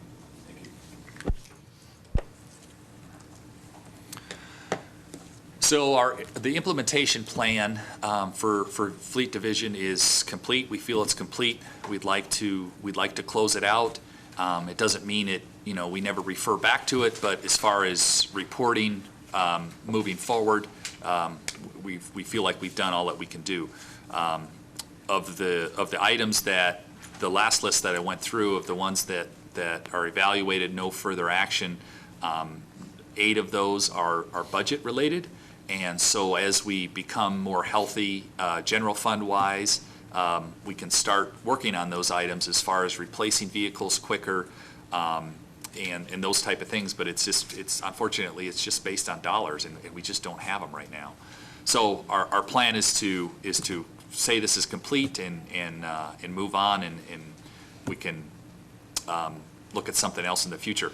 There was a discussion over the last year with several folks about leasing vehicles, and so we did a pretty in-depth look at that and what it would mean for us. And the basics are that it boils down to, for a government agency to lease vehicles, it boils down to it being a basic funding mechanism. The reason for that is because of the size and the condition of our fleet. It goes back to the idea that we're not leasing 2015 Impalas that we can turn back in 2 or 3 years. For instance, from the sheriff's office, when we get an Impala, we do all kinds of work to equip it to make it into a sheriff's vehicle. The problem is that after 2 or 3 years, we take all that equipment off of it. The leasing company wants nothing to do with us and nothing to do with that vehicle. They're not going to take it back. So it's over that time, you're basically buying that vehicle. Then you get into the idea, well, if you lease, it helps you with the maintenance side of things. But for a government agency, once again, the leasing agency they're not interested in maintaining that vehicle because of the way we use it. It's not something that, like I explained to a sheriff's vehicle, what we do to those vehicles, what they do to those vehicles, they don't fall under your general lease terms. If you ever go to lease a vehicle, it's very specific what you can and can't do and things that are covered under that. Basic oil changes, yes. The other side of things is the city of Sparks, their fire department went in and tried to lease some equipment, some engines, some apparatus, and we spoke with them, and they were very, very dissatisfied and told us to run from the idea. It didn't pencil out, and they felt like their hands were tied with what they could do, and they'll never do it again. We also talked through Nick, through our financial advisors, to talk to them about other folks in the state or nationwide who are leasing or attempting that, and their recommendation to us was the same thing, that it's basically a funding mechanism. You can get cheaper money elsewhere if you want to go and buy equipment and spread out your payments over time, because that's basically what it looked at. So we got a resounding no from every angle, every rock that we turned over regarding leasing of vehicles for our particular situation. So the plan moving forward, back to our recommendation, we want to extend and optimize the equipment life. We're doing the best we can. We're looking for revenue recovery. The next item on the agenda is utility funds. That we kind of look at this as funding depreciation, whether it's a pipeline in the ground or it's a piece of equipment driving down the road. It depreciates over time, and funding it. So as part of our plan in the utility funds, that's been funded. So it looks better there. Unfortunately, it's the general fund that's really hurting. We're going to continue using the tracking, the utilization tracking, looking at inventory, improve the availability in downtown, and then Zach has got his guys just training like crazy on better ways to do things, and certainly with our software tracking and managing, Zach can keep a really good idea on how much time and effort it's spent, on a piece of equipment, so that we really know at the end of the year what we put into that, and we have a 5-year CIP of what needs to be fixed and replaced, and then every year we modify that CIP to put the critical things at the top. But once again, that's all going to be based on funding. Questions? We have some up here, Brad. Okay. First, Darren, thank you for the time and research you put into the leasing program, because I was very interested in the results of that. So it's nice to know that you were able to talk to people that have actually implemented leasing programs and what their results were. My one recommendation is that on the page, your page 4 of your evaluated recommendations with no further action, I just want to make it clear to the public that that doesn't necessarily mean no further action. That means that you'll continue to monitor those items going forward, so that if and when we can implement those, we will. So we're not ignoring those going forward. It's just that other things need to happen before we can implement those. Thank you. Good point. That's how we looked at it as well. So, just for clarification, what I'm looking or reading from this report, the objective is we're actually going to close the audit. So these items in the fleet study, we're actually going to close the audit with Moss Adams. So when I'm on the audit committee, we will be marking this as a closed audit. It doesn't mean they won't continue to look at things as the years go out, but we're actually going to close this audit. And I wanted to make sure that I clarified on the record that's what we're after here, is they're reporting that this audit is closed, so that everybody's on the same. I'd just like to hear from the new fleet manager to see what else he would like to see occur. Good morning. I'm Zach Good. I'm a fleet supervisor for City of Carson. And a couple of things we'd like to see is extending vehicle life. That's a huge ordeal for us. Obviously, with the rising cost of vehicles, we'd like to see if we can start maximizing our life out of them, getting a few more years, a few more miles. It used to be the term of 10 years, 100,000 miles, a vehicle was done.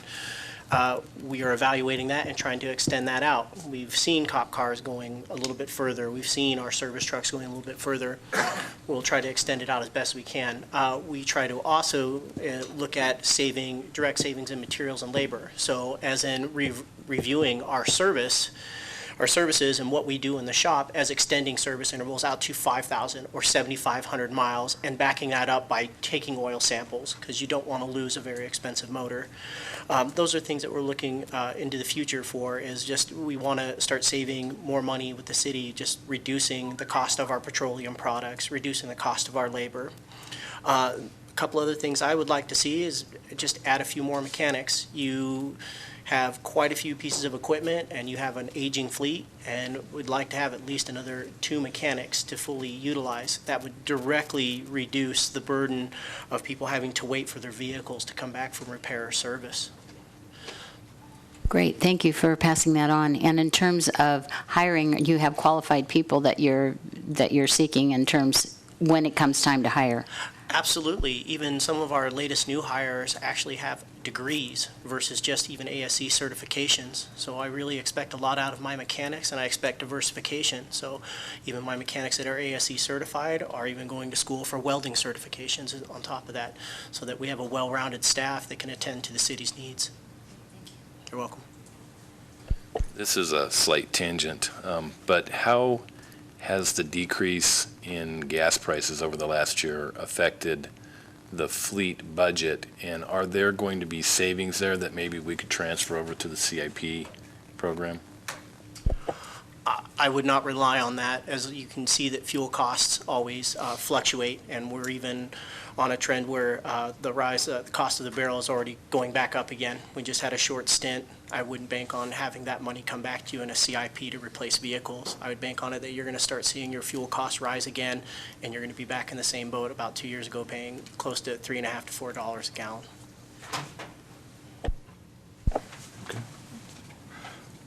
Okay. Public comment on this issue? Anybody? Okay. This is for information only. Are we okay with this? All right. Thank you, Darren. We'll take a break until about 10:10, and then we'll take up the remainder of the agenda. We'll be in recess for a little bit here.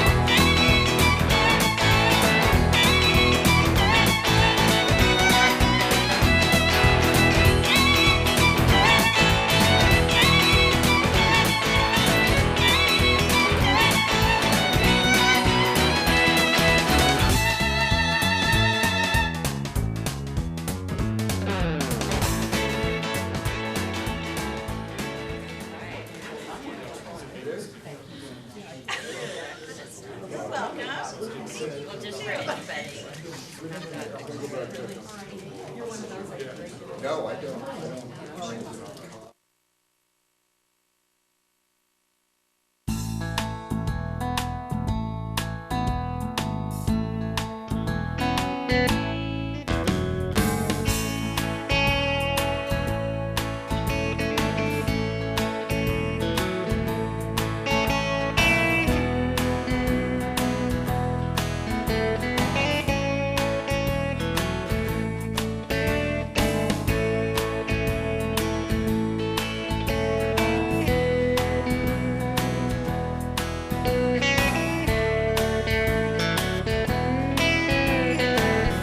Call the meeting of the Board of Supervisors back to order. We're now taking up item 25, where are we, 25A, fleet vehicle purchase. Who's going to take this? I'm going to start. Kim Belt Purchasing Contracts. This is an action to authorize Public Works to purchase fleet vehicles in the amount of $627,442.11 through the state purchasing fleet vehicle bids and through NGPA Procurement Services, the National Joint Procurement Association service. These vehicles are listed, and Public Works is here to talk about the vehicles, and if you have any questions about the contracts or the bidding for the state, I'm available to answer those questions. Otherwise, Public Works can answer the other questions. Well, hang around. Okay. Darren. Good morning again, Darren Schultz, Public Works for the record. We typically come before you, we try to do it in the fall and the spring every year, twice, and to make our purchases, try and lump them together so we're not stringing them out over every month. The vehicles that you have that we're talking about today, these are all utility and street vehicles, and they are vehicles and equipment that we budgeted in our budget for this current fiscal year. So when our budget was approved last spring, all of these, the funds for these vehicles were in there. And like I talked about in the presentation, we establish a capital list of vehicles for each department and then divisions within department, such for Public Works. And then at the beginning of the year, we look at what is the most needed to be replaced, and that's how we come up with this. We typically, on average, the way the accounting is going forward, it's going to be probably just under $1 million a year between these four funds that will be spent on equipment. That's what we've built into our model going forward. Could we use more? Yes, but at that rate, within Public Works, these utilities, the equipment will be replaced at a point where it's good, it's sustainable, it could be better, but we can live with it. So I just wanted to bring that up front, that these were all budgeted purchases. The specifics of the vehicles, we can answer those questions. Zach will answer those questions if you have any. More questions? Supervisor Abad. What are you doing with the old vehicles, number one? And two, when would you take delivery of the vehicles? Old vehicles will be going to auction, and unless I can find a creative way to extend their utilization life and put them in a different department. Delivery on the new vehicles, usually pickups, you're anywhere between 90 and 120 days out, but I've seen that even extended to 140 days. The larger vehicles that actually have bodybuilder packages that go on them, they can take upwards of 6 to 7 months before delivery. Okay.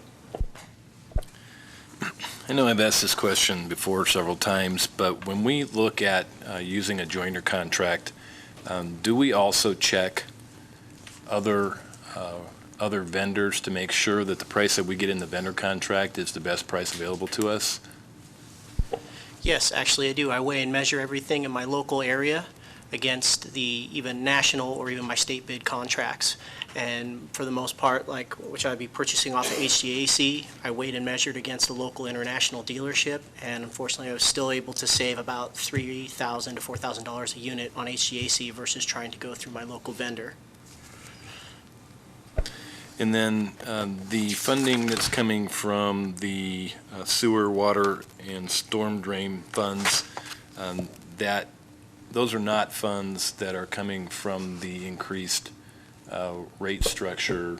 Those are pre-designated funds that were already in there, as you said, from last year's budget, correct? That's right. It's operating funds, and they were part of the budget that was approved last year. That's correct.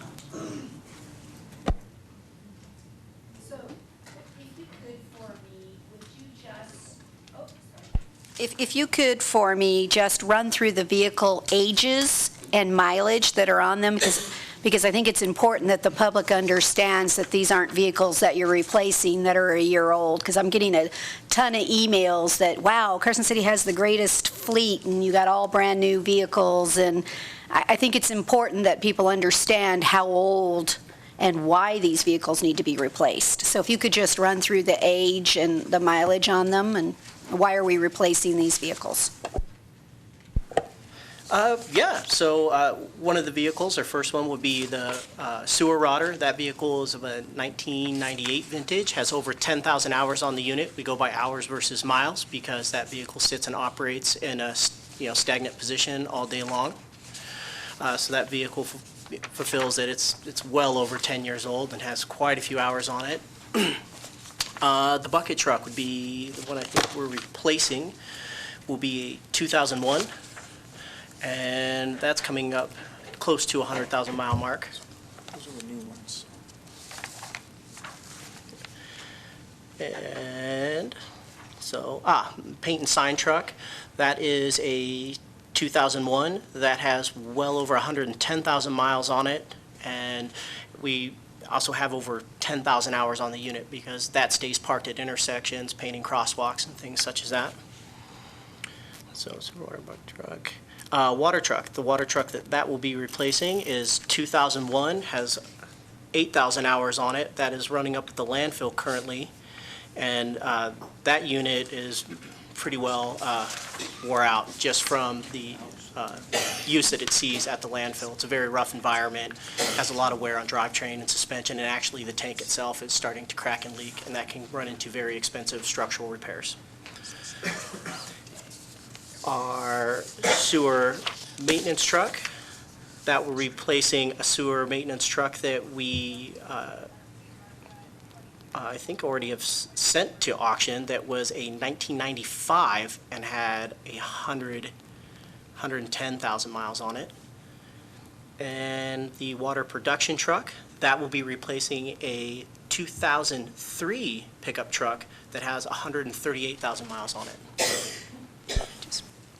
And then as a follow-up, can you tell me why do we purchase the XLT packages on the vehicles? Because again, the perception is we're buying potentially items that we don't need on the vehicles. Can you explain the XLT packages? So on the state bid list, you are limited to certain packages you can buy on vehicles, XLT being really the only upgraded package you can buy. It offers power door locks and windows, which have far been more reliable than manual door locks and windows, reduces downtime and maintenance operation costs, as well as it completes the tow package on the vehicle by putting larger mirrors, defrosting mirrors, integrated trailer brake into the unit.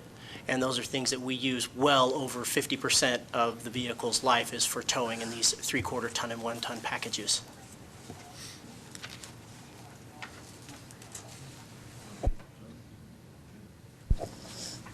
Going back to something that was said earlier, the going out to bid, with these vehicles, I know they went to Reno, but locally, do we look at any dealership here to bid on these? And if not, why not? Actually, yes, we have. We've even purchased a couple vehicles just recently from one of our local dealerships. They've been sharpening their pencil on the state bid list because comparing vendors that would be 20 minutes away from each other and on purchasing a vehicle that I'd be $3,000 more a unit by even using someone here in town versus going 20 minutes up the road. I purchased 10 units, I save $30,000. That's enough money to buy another unit. So in talking with our local dealerships and telling them to get things on the state bid list that we would use as a city entity, and as well as also to, they need to be comparable to our other entities that are around us. So yes, we have weighed and measured them. On this on these purchases? Were they weighed and measured on these purchases? Yes, absolutely, on all three of the international chassis and on the Ford chassis. And nobody locally can beat the price for No, locally, our local Ford dealer is not even on the state purchasing list for a Ford chassis. And some of these that are upfitted with body packages do require us to go to a Ford chassis because that specific bodybuilder only builds it for a Ford chassis, and which we're okay with. We want to have uniformity in our fleet, and that product has been good to us, and my technicians are trained to work on that product, and they're efficient. Can we get bids from dealerships that are not on the state agency? Can we get bids from them, or must they be a state agency? I I'm don't just know how that curious. would work against NRS statute.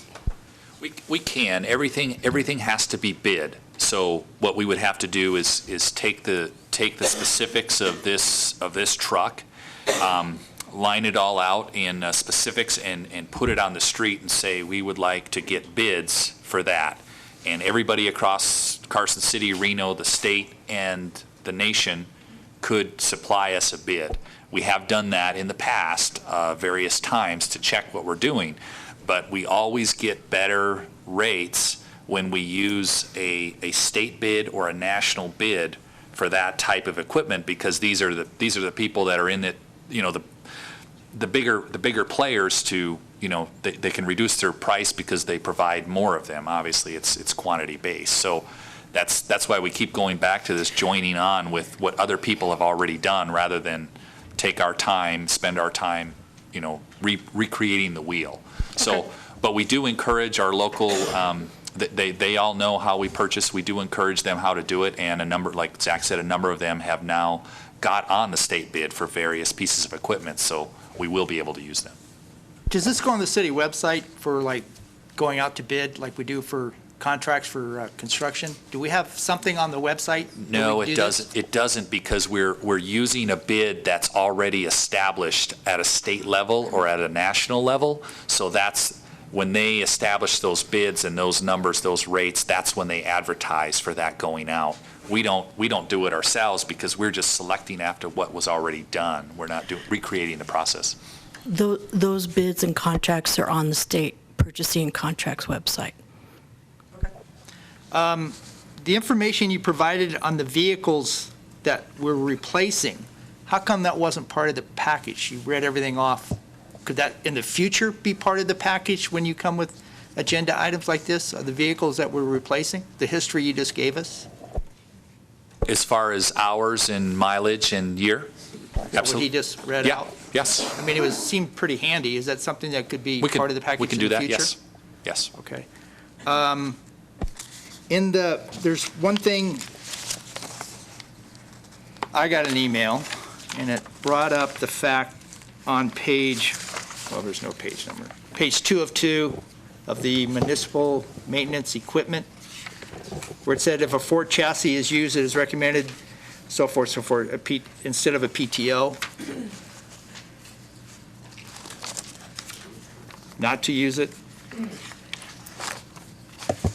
So in this particular product, I went with an international chassis because the Ford chassis is not large enough nor provides enough horsepower and torque to run the PTO system, which is fairly large to run a rodder. When vehicles are replaced, we're looking at the mileage, the usage, and so forth, and we look at the fleet, which encompasses, and I'm coming back to the sheriff vehicles, it encompasses those vehicles as well, too, correct? Correct. But but unfortunately, we have to keep the funding appropriate. So I'm not sure where you're going for this. Maybe I should let the follow-up question come. But yes, I mean, the sheriff's office has big needs as far as vehicles, and we're very aware of that, but it's all based on funding. And that's where I was leading.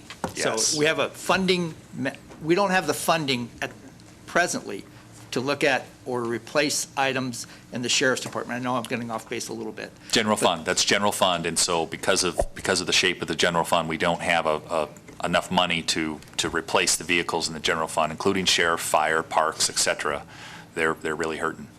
Okay, and then the funding allocation, as Brad alluded to, water, sewer, and storm, that is coming out of, depending on where that vehicles will be used also. That's is correct. where the funding is coming from. That's correct. Correct? Yes. Okay. Thank Zach, I have two follow-up questions for you. There's two significant upgrades in the bids here. The first one's on the sign truck to go from a gas engine to a diesel engine. And then the second one is on the rodder to go from a manual transmission to an automatic transmission. And I think the answer to this question is the same for both. Why the upgrades? The upgrade to the diesel transmission stands as the same even for the sewer rodder. In that application, the diesel motor has more torque and horsepower to drive the PTO system. It has to charge an air compressor for the paint truck and also run a hydraulic pump. So a gas motor just does not provide that without overloading the motor and overheating it. The other large upgrade that you saw, I believe, is actually on the water truck for the transmission, not the sewer rodder. And that one is based upon the vehicle's utilization and load and what it's going to be used for. So that would be a water truck. It's also used for fire support. And with that vehicle and in-town driving, a manual transmission and a clutch would not hold up. Putting in that automatic transmission reduces wear on drivetrain components, reduces wear on operator, and basically in slippery conditions can provide you better traction. But it's an expensive option, but in the end saves you more money. I cannot tell you how many transmission repairs and clutches we've had in larger vehicles due to the fact that we've had shock load to the drive system. This eliminates that. Puts in a better product, it's more user-friendly for all operators around, and it has uniformity with the rest of our fire support products, so that anybody from the fire department, public works, even the sheriff's department can hop in that vehicle and drive it to support an issue. So I just want to disclose that I did contact our local dealer to discuss the trucks that were being purchased here and the pricing, to determine, could the local vendor do it for less money? Can we keep our money here in Carson City? Because I think that's probably pretty important to everyone on this board, that we feel strongly whenever possible we should keep our money in town. And why aren't they on the state master bid? And so I did work with them for a couple of days, and I think that's an avenue that they are discussing with me, and ways in which they can get on the master bid so that they can utilize the fleet pricing and enter into that, so that in the future we could select them. So I did want to put that on the record too, that they're going to look to get on the state master bid process, because we certainly want to be able to use our local vendors. The vehicles come with warranty? Correct. Where the vehicles are purchased in Reno, do we have to take them there for the warranty work, or are they? No, we utilize our local vendors here for a Chevy or a Ford or a Dodge product, and we can get our warranty work done here locally. So we can utilize local vendors to. And we do. We use them quite highly, even in our warranty, and sometimes if we are overrun, we use them even to supplement our service and take care of us as well. So we do spend our money locally, and we do work closely with our vendors. Thank you. Anybody else? Public comment? Anybody want to weigh in? I don't see any. Board, what's your pleasure? Supervisor Abad, go.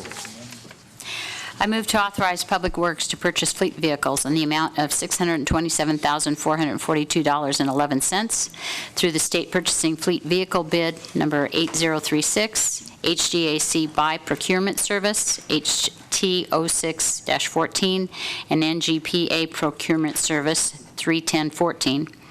When purchasing through these programs, competitive bidding is exempt pursuant to NRS 332.115, subsection 1M, and NRS 332.195, providing Carson City's approved funding and purchasing procedures are followed. Contract number 1415-141.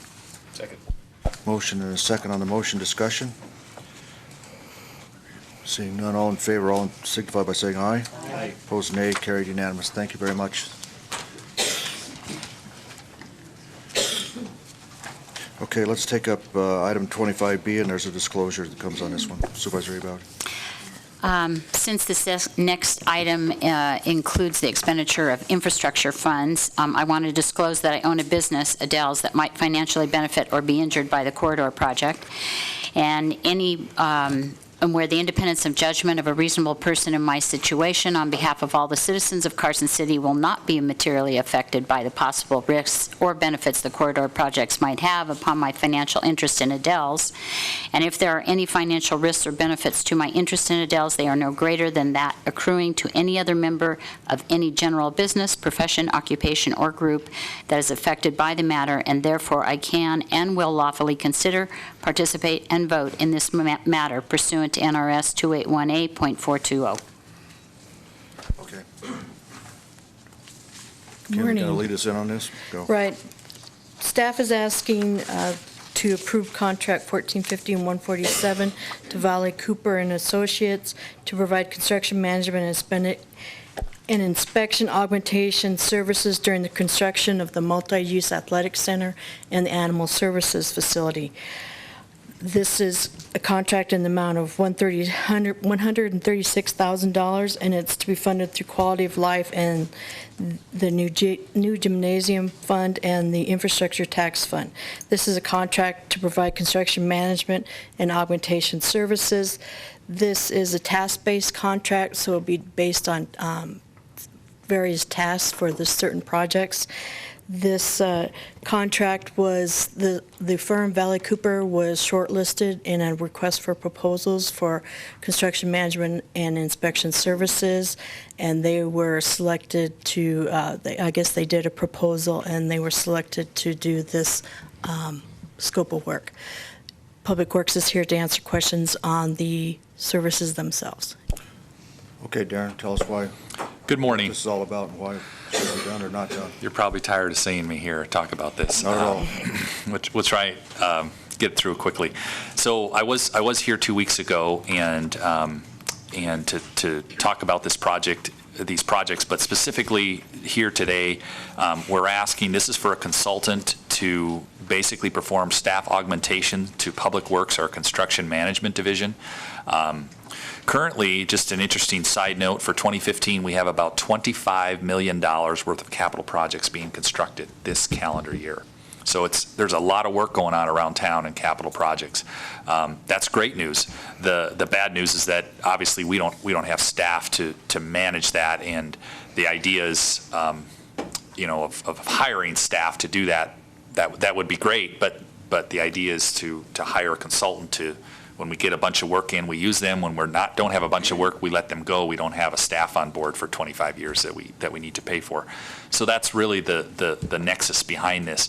So Valley Cooper is going to provide just a staff augmentation. They will basically be doing what we would normally do and are normally doing for our construction contracts. They manage the work out in the field, they inspect it, they make sure that it's being done per specification, take pictures, lots of documentation, written reports every day as to what is done, what is installed, etc. And they will work with our in-house team, staff, to manage the project as a whole. They're not going to oversee the entire project. We do that on some projects. The way we have this one set up is that we're going to use this one consultant to provide basically one staff member, and they're going to be spread between two of our projects, the MAC and the Animal Services. They're close enough to where the inspector can drive back and forth to the two projects, make inspections, look at stuff, documentation, go back to the other one, rather than try and have two separate firms do that. We feel that that's a little bit of savings there. And the way we set this up is obviously the MAC is underway, under construction, but the Animal Services is out on the street for bid right now, and we're anticipating that coming forward and before you asking for an award for a construction contract. So we thought we would save a step by doing it this way and separating it by tasks. If for some reason the Animal Services project does not go forward, we're not on the hook to pay Valley Cooper for that service for that project. We'll just pay them for the MAC. So wanted to make that clear. Any questions? Darren, just for the record, how do their services differ from Terracon's, which is who you brought before us last time? And also, how will they be held accountable? Okay.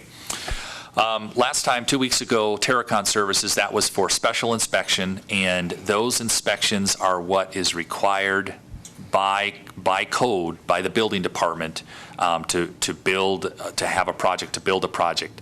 They are specific, and they have to be performed by somebody that is certified, that, to make sure that, that piece, that size rebar is correct, that the building's not going to fall over. That is something that is required by our building code, and that falls under the special inspection theme. What we're doing here today is more general inspection, very, very important, but it's not necessarily a life safety inspection that they are performing. It's more for them and or us to make sure that what the city is paying for, that we're actually getting. So I use the example of an HVAC system. We have a specification for exactly what it's supposed to do, the level, the qualifications of that system. When it shows up on site, the inspector or construction manager, this person would make sure that meets what we required or in our specification. And then as that gets installed, it's not life safety, but are the size of the ducts according to the specification, what we asked for? Are the ducts being supported every 10 feet, like it says in our specification? It's just our eyes and ears during construction to make sure that what we have said, what the city is paying for, is actually getting built. So it's more of a general inspection construction management term. As far as them being responsible and being held accountable, we have their daily reports of what they're doing. And then city staff will also be on site, to make sure they're there and they're doing their job. We do this on a regular basis, and we've never had an issue as far as working together and everybody being on the same page as to what to watch for. Hey, Darren. The cost of this service, whether it comes through the city, which we don't have the staff for, or whether we go out and hire a consultant to augment staff, is built into the budget for the MAC. Is that correct? That's correct. Okay. And for those of you that have the package, it is on the worksheet here. So the bids that we've gone over in the past, the $8.3 million total to build the MAC, these costs are incorporated in that, so we're not incurring any additional expense. It's part of the budget that was already approved. We're just going out now and fulfilling portions of the contract. That's correct. And we have a similar budget sheet for the animal services. It did not make it in your packet, but once again, that project's a $4 million project. There's going to be a portion of that that's a construction contract, but then these other soft costs that go in to come up to that $4 million. So we're not coming back asking for more money for either project. These are budgeted expenses for the projects. And then I just wanted to go on the record to say that I support instances like this where if we have additional work that comes in, so it's a workflow issue, rather than hire additional staff, as you mentioned, that we then are going to have, even when times slow down, I would much rather see us go out and address that overage through a consultant, which is temporary, which would have a very large cost benefit to the city over time. So I just wanted to let you know that I do appreciate and support anytime the city can do something like this. So can you tell me, on your chart that lists all the documentation for the budget of $8.3 million, what is a VCBO contract? So that VCBO is the architect. They're the ones who designed the project. So how many more contracts are going to be necessary to implement the completion of the MAC? Is this it? Is this the last contract, or do we have some more coming? Just so that people we're not done. This is the last one. This is it? Yep. So this completes the contracts that we'll see. Yeah, there's other monies going out. For instance, the building permit and what FF&Es. But yeah, that's not typically a contract, though. I mean, that's a purchase of things. But yeah, there's no other service contract that during construction that we'll be doing. Okay, thank you. Any other board comments or questions? Public? Anybody want to weigh in? No. Okay, we'll bring it to the board. What's the pleasure of the board? Supervisor Bonkowski, go. I move to approve contract number 1415-147 pursuant to NRS 332.115 subsection 1B and NRS 625.530 with Volley Cooper and Associates, Inc. to provide construction management and inspection augmentation services during the construction of the multi-use athletic center facility and the Carson City Animal Services Facility in an amount not to exceed $136,000 to be funded from the Quality of Life Fund, new gymnasium account, and the Infrastructure Tax Fund, capital project construction account, as provided for in fiscal year 2014-2015 and fiscal year 2015-2016. Second. Motion second on the motion, discussion. Yeah. Supervisor Shirk. Do we need to put in reserve that if the animal shelters contract is not awarded, that we're not on the hook for the $86,000 for that inspection period? Hang on, we're on discussion here a second, but I just try to make it so we have orderly process here, but answer that question, then we'll go. We don't, because we wrote the contract so that it's task-based, so we will not assign that second task if that project doesn't get built. Thank you. So we covered. Further discussion? Hearing none, all in favor signify by saying aye. Aye. Opposed, nay. Carried unanimous. Thank you. Okay. Let's take up item C. Tiburon. Staff is asking to approve change orders to the software license agreement with Tiburon for the city's enhanced 911 system. The system is a combination of hardware and software for the 911 enhanced system. And the sheriff's office here to answer any questions specific for the project, and I'm here to answer questions for contracts. Supervisor Bagwell. So just for clarification purposes, it's not necessary, we're not increasing the $899,000 that was previously approved. All we're actually doing is giving permission to spend it in the task line of software instead of hardware? You're moving the lines? For the record, Sheriff Furlong, it's just amending the project to incorporate Brazos and the automated paging system into the project. They were overlooked. And I believe, for the record, Nick Providenti, I believe the actual contract was more than $899,000, wasn't it? It was a million. The budget was. It was $899,975. And that's just for the Tiburon amount, right? So we are asking to increase that amount. The overall project cost was, I don't remember what, right, $1,200,064, and that included the Tiburon contract and the hardware. So we're asking, we're not asking to increase the $1,200,064. We're asking to. So you're going to lower in the project itself, but increase this individual contract is what you're saying? Because yet it is two separate components for the project? One was hardware and one was the contract. Okay, now I'm clear. But we are asking to increase the contract and lower the hardware in the other line item. Okay, thank you. Supervisor Bonkowski. Kathy, you want to come up? Of course.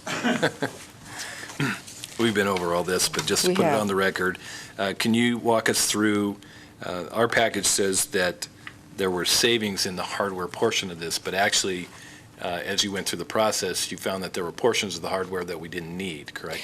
That's correct, and I can answer part of it, and I think John Wilkinson is here that may be better out to answer the other part. But initially, the hardware included a complete redundant system, hardware and software. Well, into the project, it was determined that we could not duplicate the software. Some vendors allow duplication of software, some don't. Tiburon Tritech does not. So there's really no point in duplicating hardware if we can't duplicate the software. So IT put their heads together. Eric and John came back with a solution that was completely acceptable to the whole team. And what that provided was a redundant solution, but in a different way. So that's where the savings in the hardware came in. We did not have to purchase a complete redundant hardware system, but we're still having a redundant system. Is that about accurate, John, in terms of? Close? Okay. Close from a non-IT person. Okay. Well, John, is that close enough that it's accurate? Okay, not bad. The maintenance fees. Yes. These new interfaces, the four new interfaces also have ongoing maintenance licensing fees that go along with those. They do. We know what the fees are for the first two that we're talking about today, and that's going to be a little under $1,100 a month. We don't know what the fees are going to be annually, excuse me. Actually, that's an annual cost, Right. yeah. Yeah. Just wanted to see if you're awake. I We don't know what the fees will be on the third and fourth interfaces yet. Right. Can you walk us through where the funding for those additional maintenance fees is Of going course, to come from? and your comment about the number of interfaces really brings up the sole reason why we're asking for a not-to-exceed amount of $30,000. From the time that we prepared the documents to come to you, and today, it's been discovered we do not need the interface for the alphanumeric paging system. So that's off the table. So the total amount of interfaces that we're looking at right now is an interface to our MorphoTrack system, which is our fingerprinting system. We're still working out the details on the extent of that interface and the cost of it. And then Brazos, which is our citation system, that interface is, the cost of that is in place along with the maintenance, that's in place. And our inmate calling solutions interface, that we're still negotiating with Tiburon as well. And that, so the ongoing maintenance to that is up in the air. But, so the total ongoing maintenance will be covered by the general fund, and those will be implemented in fiscal 2017, which is why we're not including them in the 216. They're going to prorate the 2016 amount, and our go-live date is in the February, March, April timeframe of 2016. So the impact to the 2016 budget will be minimal, if any. And Nick, you had mentioned that you were going to look into the possible allocation of those maintenance fees over other funds as well. Yeah, that's correct. Again, for the record, Nick Providenti, it would be nice for the 9/11 surcharge fund to actually pick up a portion of those revenues. I believe it's an allowed expenditure from that fund. So, as we get closer to next year, I suspect Right. Initially, we did not say that the surcharge fund, only because as of today, most of those funds have been allocated to pay for the project as it stands. And so I didn't want to, dedicate funds to a surcharge that we don't know, in fact, will be there. And then finally, I had a lot of questions on how conflicts are resolved with the code. The code will be written, designed and written, then it will be implemented or put into a beta testing environment. And we have 10 days, the city has 10 days to test it, give them comments back. If any changes to the code need to be made, we'll make those. Then it goes to the production environment, and at that time, there is no warranty on the code. Right. So I just wanted an understanding of what happens during this process. How do we make sure that the city is comfortable with the code, that it works, and how do we resolve conflicts after the 10-day beta testing period when it goes into the production environment? Okay, and that's really a question that doesn't have a dollar sign in front of it. So Karen and John, if you guys could help me out with that one. I think John probably can talk more about that. John Wilkinson, IT Director. It's warranted under the existing service contract that we have with them. And that contract goes back to 2001. Actually, what you did last year was amend that contract. So it's that warranty is that's what we pay for with the maintenance contract. So any issues that come up after the code goes into production are handled under that warranty. So you have no issues or concerns about dealing with issues that come up with the system after it's in production. Yeah, that will take care of anything that they've done that is flawed. And then is this part of the code that goes into the escrow account? Yes. Okay, thank you. Other comments, questions from the board? Public comments, questions? Okay, we'll bring it here. Anybody want to, Supervisor Abad, go? I'll make a motion. I move to approve the change orders to the software license agreement with Tiburon for interface services that will be used by a response agency, therefore not suitable for public bidding pursuant to NRS 332.115. Subsections G and H, for a not-to-exceed cost of $30,000 to be funded from the 2014 Tiburon project account in the 9/11 surcharge fund. Second. So motion and a second discussion on the motion. Hearing and seeing none, all in favor signify by saying aye. Aye. Opposed, nay. Carried unanimous. Thank you. Okay, let's take up the inmate 25E. telephone services. Right, staff is asking to authorize Carson City Sheriff's Office to sign an inmate telephone services agreement with Inmate Calling Solutions LLC, DBA ICS Solutions, or ICS, to provide inmate telephone services for the Carson City Jail facility. This is a revenue-generating contract. There will be no funds expended for this contract. If you have specific questions on the services, Sheriff's Office here to answer, or if you have specific questions on the agreement. This agreement has been reviewed by the District Attorney and approved by the District Attorney.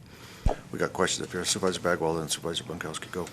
So can you tell us what type of expenditures actually come out of the commissary account where this revenue is deposited? It's not a general fund account, so I think it's important that people recognize what we do with the commissary.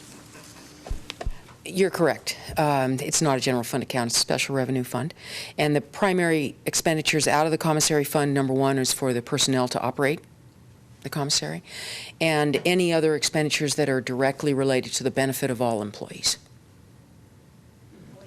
Or, I'm sorry, inmates. Good Thank you. catch. That's Good really catch. what I wanted That on the record actually was the inmate part. Yeah, Thank you. That was actually for Brad to see. He There was you go. listening this time. But yeah, so overall expenditures for the inmates. Yeah. Okay. Thank you. And also, just to note, so that the public understands, the rates are really controlled at the federal level for what we can charge. So Carson City's just complying with the federal rules on inmate phone systems. That's heavily controlled by someone else. So it's not rates we selected, they're rates allowed. That's that correct, are complied yeah. with. Thank you. Yes. Any inmates want to talk?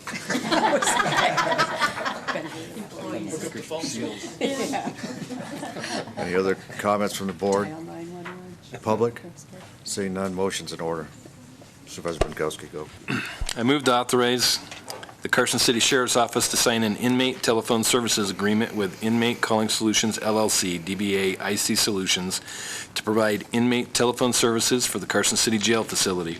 This is a revenue-generating agreement, and there are no expenditures associated with this agreement. Motion and second. On the motion, discussion. Hearing none, all in favor signify by saying aye. Aye. Opposed, nay. Carried, nay. Unanimous. Thank you. All right, on E, we have a disclosure. This is the ID Bailey. ID Bailey. Hang on a minute. Supervisor Bagwell.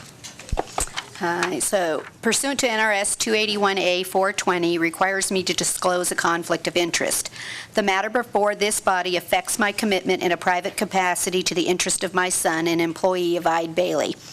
Therefore, I conclude that the independence of judgment of a reasonable person in my situation would be materially affected by this relationship, and because there is a clear case of disqualifying conflict, I abstain from voting on this matter. Lori, does that apply to F too? So unless there's an objection, I think, Adriana, we'll just make that statement applicable to, the supervisor's statement applicable to E and F, the disclosure and abstention. Is that all right? That's fine. Okay, all right. All right. Okay, let's take up the matter then. Staff is asking the board to approve contract number 1415-122 to ID Bailey LLP to provide auditing services for a task-based contract for not to exceed amount of $282,996.00 to be funded through various funding sources throughout the city of Carson City. We did a statement of qualifications to perform the city's auditing services. Two firms submitted proposals. These proposals were opened on February 6th, and the we had a review committee review the SOQs, and ID Bailey was selected to perform the auditing services. If there's specific questions on the services itself, Nick is here to answer any questions on that. If you want to hear from Nick first, you got a question right now. Why don't you tell, okay, Supervisor Bunkowski, go. And I just wanted to put on the record that the last contract, which at the time the firm was Kafori Armstrong, was also for 3 years and was for approximately $304,000. Anything else from the board? Sure, Jim, go. Nick, we talked about the funding sources. The reason there's a distinct difference in the allowed funding coming from each is because the time spent on that particular. Correct. Again, for the record, Nick Providenti, Finance Director. Yeah, those funding sources are based on an estimate of the amount of time that's actually spent on those specific funds. So the major funds, obviously have more money dedicated to them because the auditors spend more time doing that work. So those are the main reasons. Okay. Public comment? Seeing none, are we ready for a motion? Supervisor Abel? I move to approve contract number 1415-122 pursuant to NRS 354.624 with ID Bailey LLP to provide auditing services for a task-based contract for a not-to-exceed amount of $282,996 to be funded from various funding sources. Motion by Supervisor Abel, second by Supervisor Shirk on the motion. Discussion. Hearing none, all in favor signify by saying aye. Aye. Opposed, nay. Abstentions. One. One abstention. Did you get that, Kathy? You did. Okay. Okay. Let's take up item F. The same disclosure for Supervisor Bagwell applies. Let's take up the next one on ID Bailey. Staff is asking approval for task number 1 for contract 1415-122 that was just approved to ID Bailey LLP to provide auditing services for fiscal year 2014-2015 for not to exceed amount of $95,100 with a contingency of $25,000 if needed for auditing additional major federal grant programs, and to designate ID Bailey LLP as the auditing firm for the fiscal year 2014-2015. This is, Carson City is required to designate an auditor on an annual basis per NRS 354-624. I'm here to talk about any questions on the tasks, and if there's services. Is there a reason why that's outside of the last one we just did? For the record, Nick Providenti, Finance Director. So what we did is we went out and did the RFQ and got a 3-year contract. So this is the first task or the first year of that 3-year contract. So we're required to come back every year. So we'll be coming back every year. Okay, so this is part of that number correct. We just did. Oh, it's correct. Not additional. Okay. Right. Correct, to All right. designate the auditors. Correct. Okay, Supervisor Lenkowski.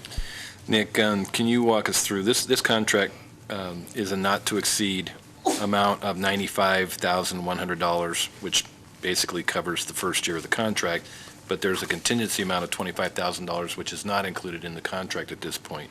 Can you walk us through the procedure if we have to end up spending contingency funds since it's not part of the contractual dollar amount at this point?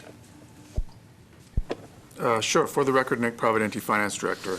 So basically what would happen, the contract includes 2 major federal grant programs that they would be auditing. If they're required to audit more contract or more federal grant programs, then what we would do is we would go ahead and pay them, and then we would probably, typically what we've done in the past is we haven't really needed to augment the budget. We've just actually used the budgets that are in place currently. And if we need to audit the budget, we would augment the budget. We would bring them back to you as a budget augmentation. But typically they fit within each department's budget because when you spread out the costs, typically there's 1 or 2 programs and they're about $5,000 a program. So we're spreading out $5,000 between those major budgets. It doesn't cause those departments to go over budget. So if it would, we'd come back and ask you for a budget augmentation, but typically they don't because they're not it just isn't enough money for those major departments. So the contractual amount comes out of the general fund, but any of the contingency money would probably come out of individual department budgets? No, it comes out based on that spread that we had discussed earlier. So the general fund pays, and then the water and sewer fund pays quite a bit because they're considered major funds, and the auditors spend a lot of time auditing those funds, doing a lot of work on those funds. So it's spread based on the funding source that's in the board packet. So it's not all general fund. I mean, probably half, a little less than half is general fund, and the rest is spread based on those percentages. Other comments or questions? Public comment? Motion's in order, Supervisor Bienkowski. I move to approve task number 1 for contract number 1415-122 with Edie Bailey LLP to provide auditing services for fiscal year 2014-2015 for a not-to-exceed amount of $95,100 and a contingency amount of $25,000 if needed for auditing additional major federal grant programs, and to designate Edie Bailey LLP as the auditing firm for fiscal year 2014-2015. Second. Motion by Supervisor Bienkowski, a couple seconds on the motion. Discussion. Hearing none, all in favor signal by saying aye. Aye. Nay. Abstentions? An abstention. Okay. Motion passes 4-0 with 1 abstention. Okay. Thank you. All right.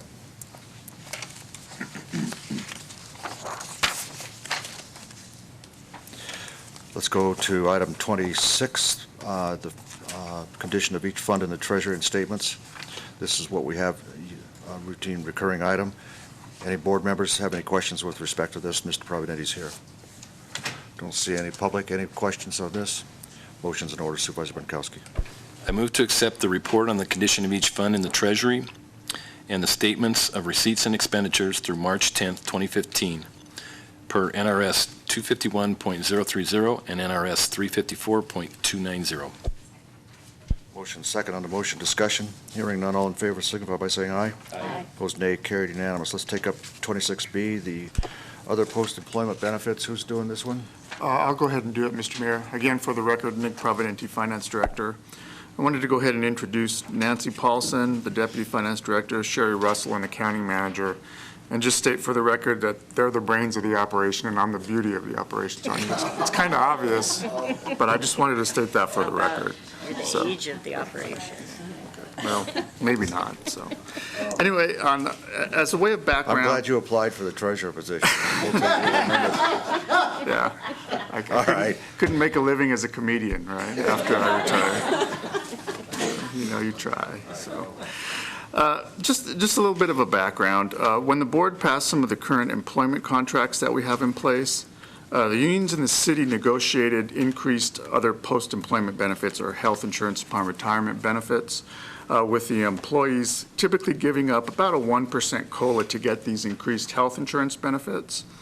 So my plan that I had told the board at the time was to kind of set aside that 1% of the monies to kind of help pay for the offsets to the future liabilities, for these OPEB liabilities. So what we're going to be doing is kind of going through the internal service fund versus a trust fund and some of the benefits of setting up a trust fund, and because what we're proposing to do is to set aside, you know, $300,000 or so every year and accumulate that money, and we really don't want, you know, folks to get at that money. We want to use it for these benefits. So there's certain ways to do that, and we kind of wanted to go through this presentation. It'll only take about 5 minutes, so we'll go through that fairly quickly. As part of the presentation, will you be talking about how this fits or doesn't fit with the new accounting rules on benefits like this, the liabilities? Or you want me to ask that later? I think we could ask that later. I'm not sure I understood what you were asking. I'll refine the question by the time I get there. Okay. Okay, so basically what is OPEB? It's defined as other post-employment benefits. Typically, they're healthcare premiums and life insurance premiums, and they're not pension benefits. Those are not considered OPEB. The pros to the internal service fund. Just answered my question. Thank you. Okay. That's good. So currently, what we do is we have an internal service fund, so it's just a fund in our accounting system, which makes budget flexibility fairly easy. It's real easy to manage. We've been doing this for years. So what we do is we take money from each employee. Every employee that's in the system has an amount that we typically move over into the internal service fund. So it's based on the employee and how much. It's based on the employee and their dependent coverage. And then we also put an extra amount on top of that that goes basically to help pay for some of the retiree health insurance coverage. And this amount goes into the internal service fund. And we pay for current employee retirement health insurance. And we also pay for retiree health insurance coverage as well. So what we're wanting to do is actually transfer more money into this fund to help offset some of the OPEB liability, which as we know, will increase throughout the years. So the problem with that is that the savings are not protected, and they cannot offset the actual OPEB liability. It's just a GASB accounting rule that doesn't allow it. So, in 10 years, we'll have maybe $3 or $4 million in this fund, and we really don't want unions to kind of look at that money and say, you have all this money here, or we don't want the board. We're trying to protect this money from future boards as well. I mean, it's kind of a double-edged sword. So our proposal is to actually form an OPEB trust fund. And we're not asking you to establish the fund today. We're just kind of asking you to give us direction to establish the fund, because there has to be, I believe it has to be done by resolution. So we'll be doing the actual formal process.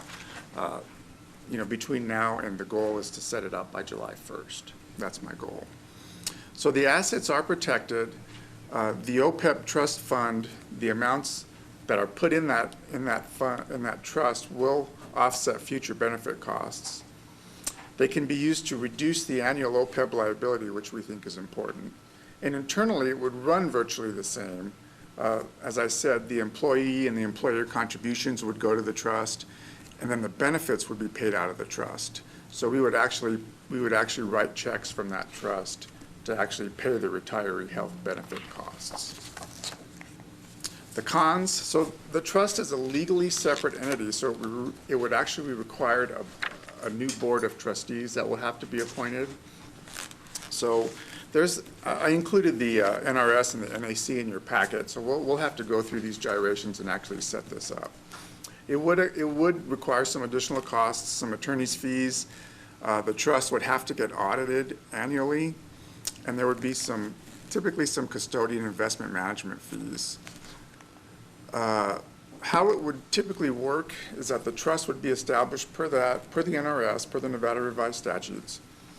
We would continue to pay the approximately $1 million we have in annual benefits to retirements. That amount would go into the trust, and then we would pay the expenses out of that trust.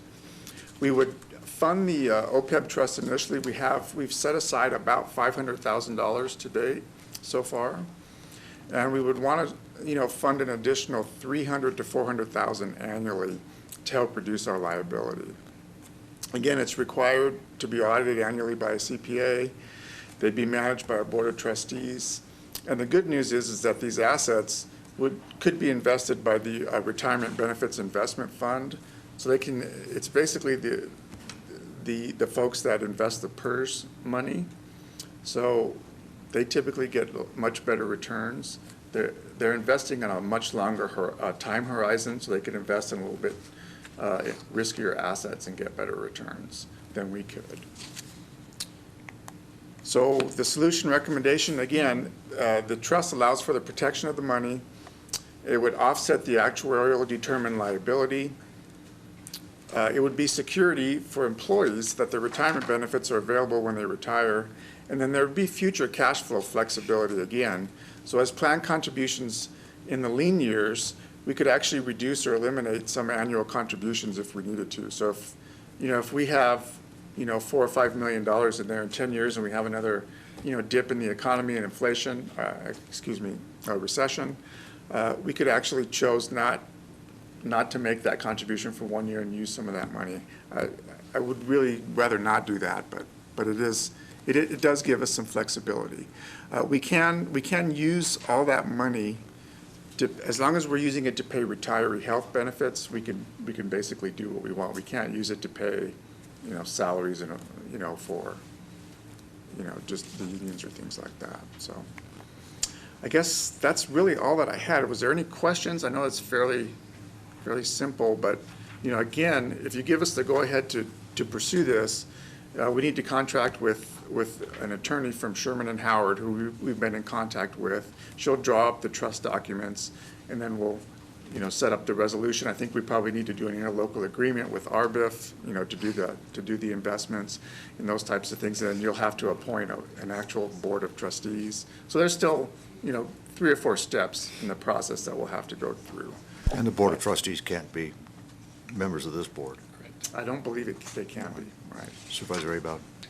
That was my question. Who appoints the Board of Trustees? The Board of Supervisors would. Okay.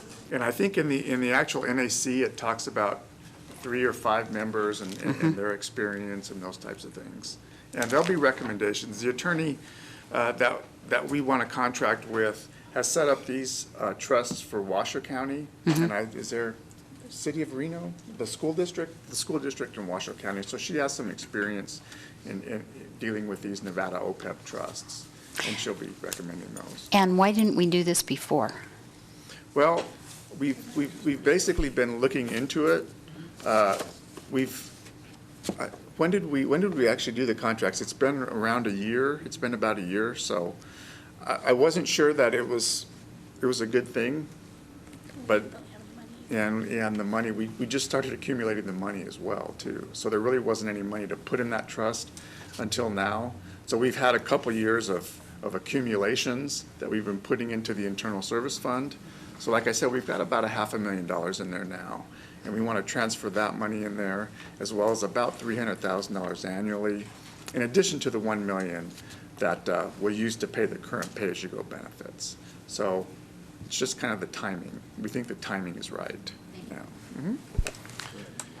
NAC 287.778, number 1, subsection 2A says, a person may not be appointed to the Board of Trustees pursuant to this section if the person is a member of the governing body that established the trust fund. Right. So it is in NAC. Right. I just think that this is good governance. If we have a liability, if we know that we have a future liability, then number 1, it would be prudent for us to set money aside for that liability. Secondly, it's also prudent for us to make sure that that money is protected, because like with our workers' comp fund, it doesn't do us any good to have the money sitting there if somebody else can come along, whether that's us, and I appreciate you trying to protect us from ourselves, or anybody else, and has the ability to tap into that money, creating an even larger future liability. Thank you. So if you look at the actual audit for people to understand the potential magnitude of OPEB, if you look back in 2012, our potential liability was $7.8 million. And if you look at June 30th of last year, our liability, because of the contract amendments that were made for people to enter in and be eligible for these retirement benefits, we went to $15.3 million. So I think there's a prudent practice. I'm not sure how much, I want to clear, we're not today saying we're going to put an extra $300,000 necessarily into the account, but it certainly provides us the opportunity to begin to negate the liability, but not necessarily at $300,000. That discussion will be made during the budget process, and we'll bring that back to the board, and then we'll do that transfer. So Nick, I don't know what page, solution recommendations, it says 1% of salaries. Can it go above? Sure. Good. Yeah, we could put, whatever you want to 10% decide. of that, correct, right. Whatever's- It's just a board decision. So, Okay. I mean, well, right. That would that be from the oversight committee would be setting that, or this board? No, actually, this board would be setting it, because we're going to be transferring the money from the city's budget into the trust. So it's going to be your decision. That would be done on, when we do the augmentation of the budget or the yearly No, budget? actually, when we do the yearly budget, we'll put that in the budget and then make the transfer probably on July 2nd or something. Thank you. And Nick, just as a refresher, what does GASB say of now about recording pension liabilities? Did that rule change, and what does it mean for our accounting statements? Right. I might have to let the brains of the operation talk about that one. I don't know that, I'm not sure that the actual pension GASB has been put into effect yet. Sherry, accounting manager for the record, Sherry Russell. It goes into effect next fiscal year, I believe, and PERS is currently working on it. They'll give us a breakout of what our liability is. Currently, I believe they're 70% funded, so we'd end up with 30% of whatever our portion of PERS is. And yes, that will need to go on our books. And how is that reflected? I mean, I understand the rules are going to get there. How would that be reflected? I mean, It would go on our government-wide statements for the governmental funds, and then we'd have to have a portion for the enterprise funds, which would go on theirs. It'd be just like the OPEB liability. It's just going to be a separate line item. and that's a new liability that we're going to have to start accounting for, correct? Yes, correct. And again, I'm not sure there's really anything we can do to reduce that liability. I mean, it's really more on the PERS side, because they're the ones that are telling us, I mean, they're doing the actuarial studies and saying, this is what, the local governments need to pay, and typically that's what we pay. And, it's really on them to reduce that liability. Yeah. So No, it'll be a work in progress for the Well, I first appreciate that. couple And of I years. personally, I'm glad that the GASB is doing that. I think it's important to have that liability known and what potential is at the local government level.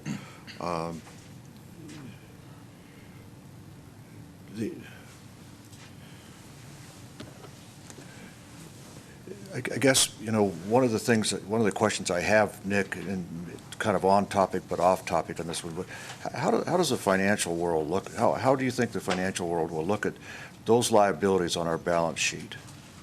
I mean, is that something that's going to, Well, I mean, that's a good question. I think probably what you're asking is, will it affect our bond rating? Basically, I mean, that's really what we're worried about. And I'm not exactly sure. I think, only time will tell in the next couple of years, depending on what those liabilities are, how big they are. And I mean, that's a good question. I mean, we're just going to have to wait and see for the next couple of years. I suspect that they're going to be similar, for most governments across the country, and the better PERS systems, it probably won't affect the local governments as much. I mean, I think personally the Nevada PERS is pretty well funded. I think they have a good system. So I can't really speak for some of the other states, but again, it's just going to be a wait and see. all right, So didn't mean to go off track there. Okay, any other comments, questions? Okay, public want to weigh in? Don't see anybody? Supervisor Abad? I move to direct staff to proceed with the establishment of an other post-employment benefits OPEB trust fund pursuant to NRS 287.017 and NAC 287.760 through 287.792. Second. Motion by Supervisor Abad, a couple seconds on the motion. Discussion? Hearing and seeing none, all in favor signify by saying aye. Aye. Opposed, nay. Carried unanimous. Thanks, Nick. Thanks for bringing that to us. Okay, take up item 27. Any member of the board want to ask the city manager about any bills or payments? I don't see any members of the public. Motion's in order. I move to ratify the approval of bills and other requests for payments by the city manager for the period of February 10th, 2015 through March 9th, 2015. Second. Motion and second on the motion. Discussion? Hearing none, all in favor signify by saying aye. Aye. Opposed, nay. Carried unanimous. Thank you very much. Let's go now to item 28. This is concluding matters, non-action items, legislative matters. City manager. Mr. Mayor, I'd like to give the board an update on the legislative matters that are currently under consideration. just so it doesn't get lost in just the sheer volume of what I have today, I will bring one of the bills to this board on the April 16th meeting, or I'm sorry, I take that back. I'm sorry, on the April 2nd meeting, I'm going to bring Senate Bill 368. That is the ward voting bill. That bill was just dropped, I believe, on Monday. So I'll bring that to the board for your consideration on April 2nd. A couple of key dates just to review. April 10th, all the bills that are going to continue to move through the legislature have to be passed by the committee of the House in which the bill originated. So if it's an assembly bill, it has to be passed April 10th by the appropriate committee. And then April 21st, the entire House where that bill originated has to approve the bill. If either of those dates are missed, the bill will die either in committee or on the floor of that particular House. May 15th, the committee of the second House, so an assembly bill that was passed out of the full assembly goes to the Senate. The appropriate Senate committee then has to approve that bill on May 15th. Then on May 22nd, the entire second House has to approve that bill, and then it would obviously go to the governor's desk for signature. Again, if either of those dates are missed, the bill either dies in committee or on the floor of that second House. I've got a number of bills to go through. As you know, we just came up against the deadline when every bill had to be introduced or they would not be considered for the session. A lot of the bills that have just come out tend to be minority bills, that is, the minority party bills. So there's a lot of activity right now, and you're much more experienced in this than I, and many of these bills are never going to see the governor's desk for signature, and a good deal may not even get heard in committee, let alone being voted on.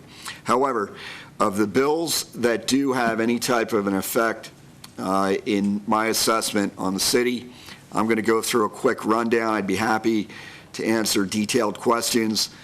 We just got another dump last night that I'm still working. Some of those bills I don't have on my notes right now, and I will include those on April 2nd.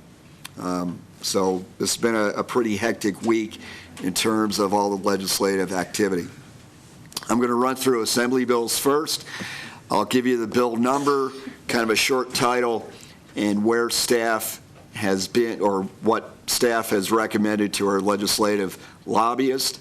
Per our legislative policy that you passed, if you disagree with any of those, you can direct me to change that or any other direction that you see fit to give me on these bills. Any questions so far? Okay.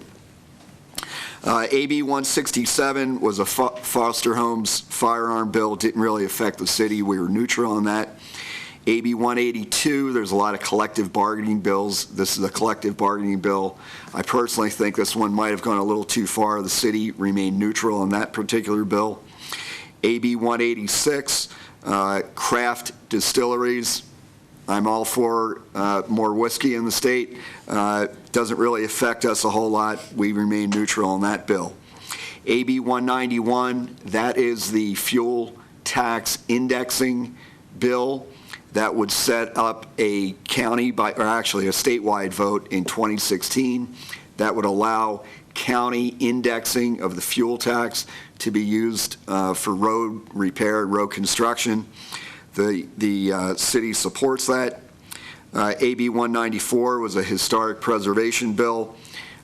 This really affected state and federal properties.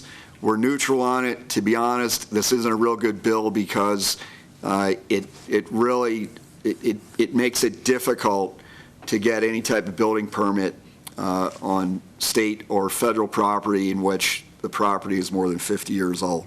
We're not crazy about it, but we remain neutral on that particular bill. Nick, just Yes, real sir. quickly, when you say more than 50 years old, what if there's multiple buildings and say one building out of 12 on the property is more than 50? Does that mean that the entire property is affected or just the building that is more than 50 years old? And I'm thinking specifically of the prison. Right.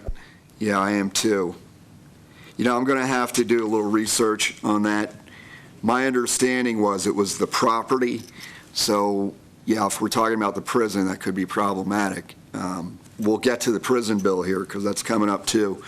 My understanding was it was the property, so I'll have to do some research. Is it building by building or is it the entire property?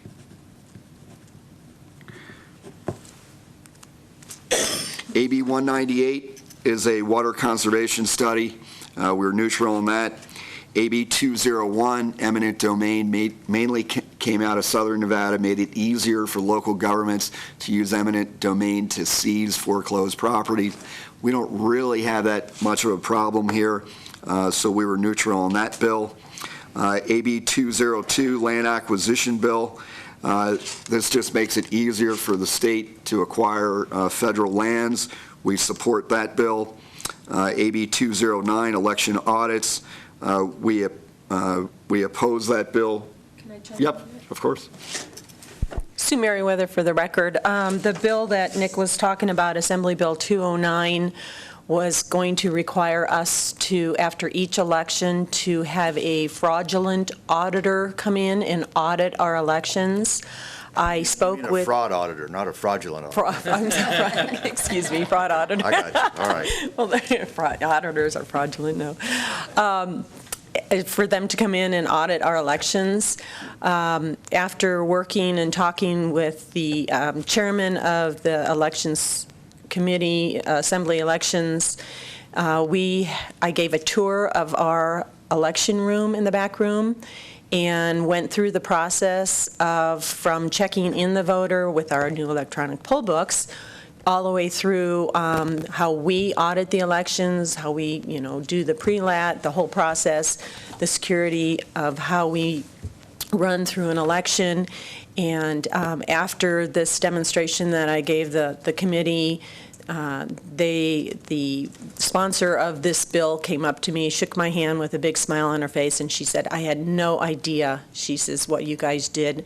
And she says, thank you very much, she says, for demonstrating the process, because I really believe that a lot of the legislators and public don't understand the process that we go through to make sure that the election is secure. It's not just us creating the process and our staff doing it. We have certification boards from both parties coming in and making sure that everything is correct, and I think they were very impressed with the process that we do in the state, and they should be very proud too.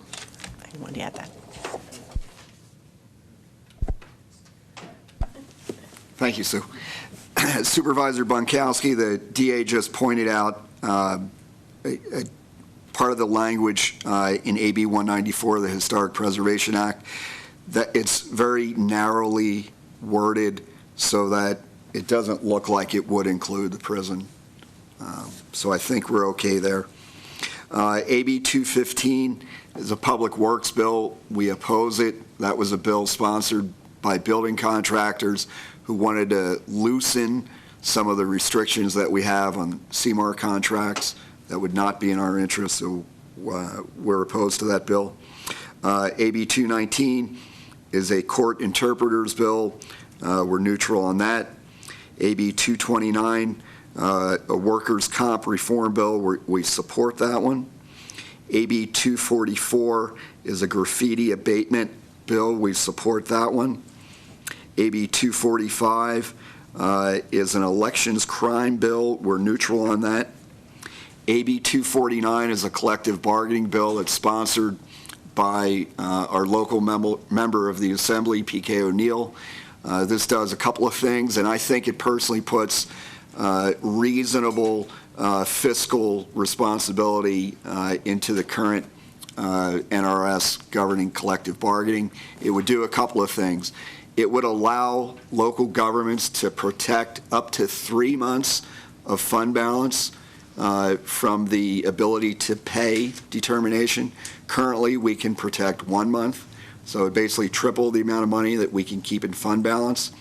It would also insert emergency reopener language in the event of an economic downturn.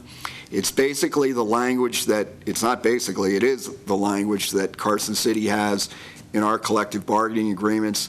The author literally took the language we currently have with our employee associations and inserted it statewide. We think it's a reasonable bill. It's going to be up for committee testimony next Wednesday, and we'll have some folks there from the city to support that. AB 253 is a voter ID bill. I don't know if you want to talk about that, Sue, but we're going to remain neutral on that. I frankly think we probably don't need it, but I don't want to speak. I'm remaining neutral in my testimony on it. I believe in the system that we currently have in place with verifying signatures, and then if the signature doesn't match, then we do, and I will be bringing that point up, but it's that's about it. AB 298 is a building codes bill. We're neutral on that.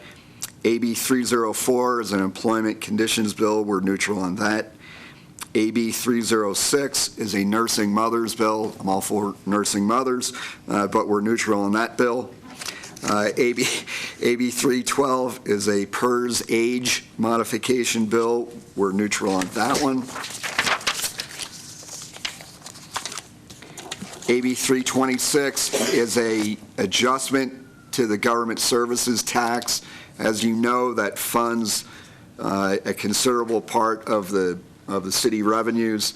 It's a reduction in the GST, basically a reduction in how the vehicle value is calculated. The city opposes that. That would be a reduction in revenue to the city. AB 332, Public Works Bill. Can I have a question on 326? Yes, ma'am. Is it changing the depreciation value on the vehicle, which therefore reduces the valuation on it, and we're opposing it just because it's a revenue discussion, or is there?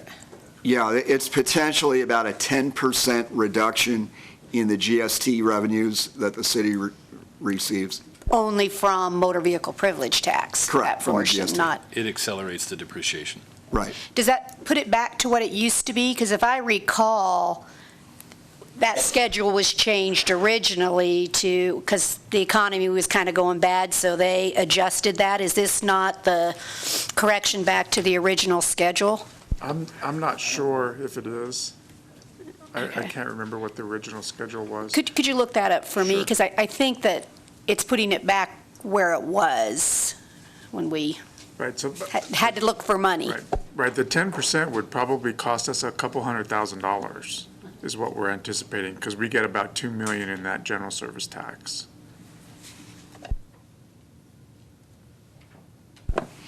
AB 332 is a public works bill. This would reform the way that, among other things, that local governments would procure supplies and equipment. It would basically take away our tax exempt status, cost us anywhere from $75,000 to $150,000 a year, and we're opposed to that particular bill. AB 235 is a sick leave bill that really just applies to private employers. We're neutral on that, doesn't affect us.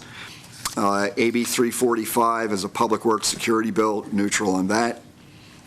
AB 347, domestic wells, not really applicable, we're neutral. AB 353 is a purchasing bill that we oppose. Again, it would make it harder for local governments to do purchase of supplies and materials. AB 356, labor organization bill.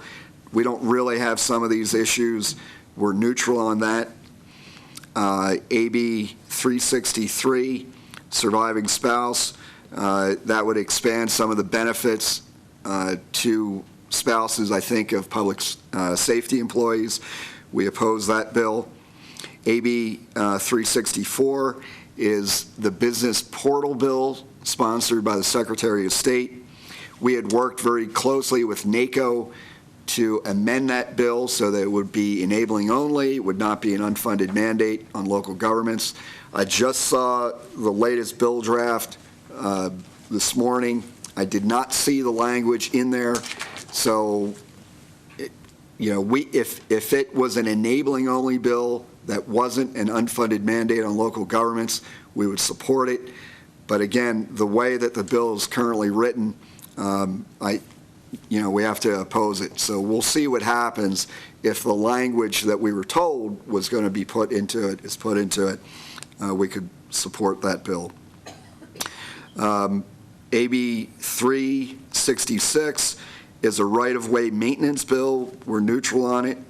AB 373, workman's comp bill for bailiffs. We're neutral.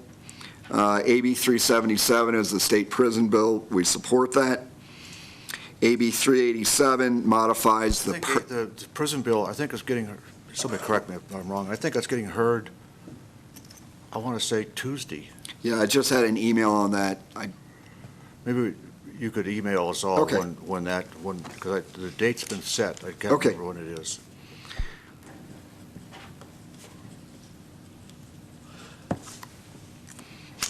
AB 387 modifies the PERS years of service. We're neutral. AB 388 is a military duty leave bill, and we're neutral on that. That concludes the assembly bills. On to the Senate. Senate bill, or SB 167, is a discrimination bill, neutral. SB 171, concealed firearms, neutral. SB 190 is an employment discrimination bill, neutral. SB 193 is an overtime bill. We're neutral on that. All of our employees, whether they're classified or unclassified, are already covered in terms of overtime. SB 199, outdoor advertising, neutral. SB 203, again, I don't know if Sue wants to talk about this. It's another elections bill. We're neutral on it. It would basically come with a cost to local governments. We oppose SB 203. SB 214 sets up a council on federal assistance. We support that. SB 224 is an independent contractor bill. We're neutral. SB 232 is a workers' comp reform bill. We support it. SB 237 allows for same-day registration of elections. I don't know, Sue, if you want to cover that one. Actually, yeah, that's the same as the SB 203. They're the same identical bills. I'm going to go in as neutral on same-day registration. It's doable in Carson City. I believe, I'm not sure what Clark and Washoe are going to be doing, but I have my theory on the whole process, so. SB 245 is a scene of an accident bill. We support it. SB 246, another craft distillery bill. We're neutral on it. SB 252, that's the governor's business permit tax. I recommend the city just remain neutral on that bill. SB 254, public works retainage. The Public Works has indicated we should support that bill.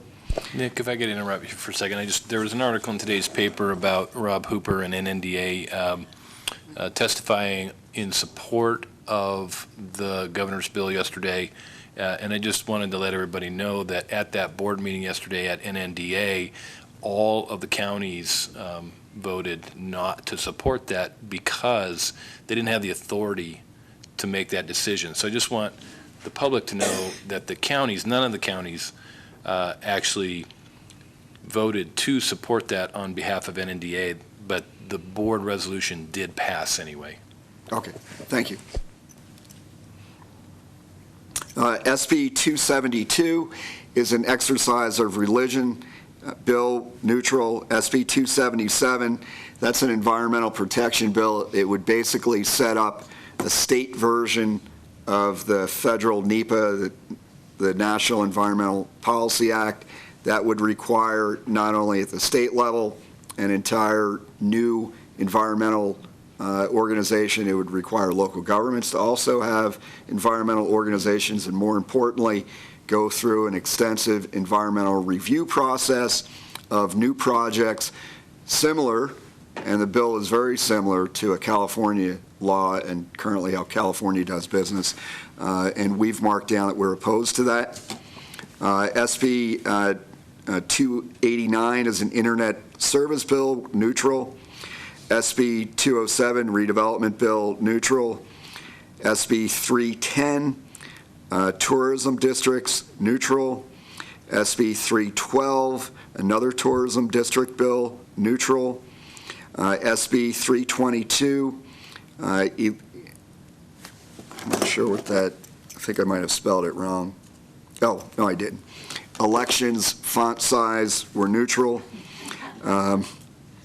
SB 324 is a Department of Transportation environmental bill, neutral. SB 326, Public Works overtime, we support that.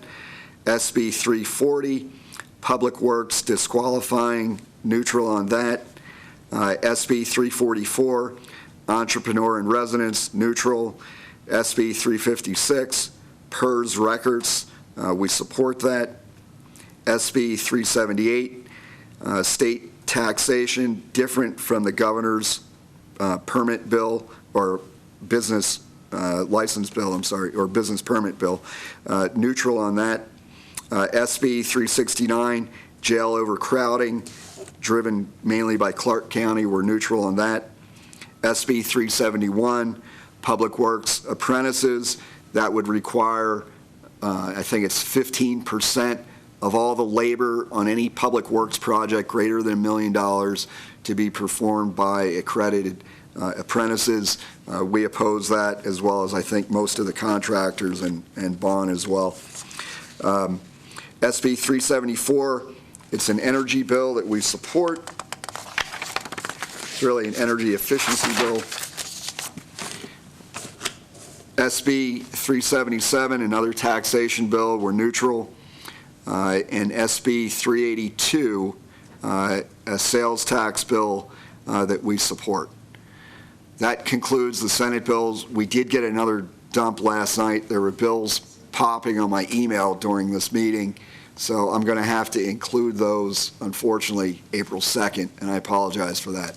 A lot of activity, and again, many of these bills that just came out are minority party bills, and even the majority party bills, a lot of those are never going to see the governor's desk, as you know. So, but we're tracking them.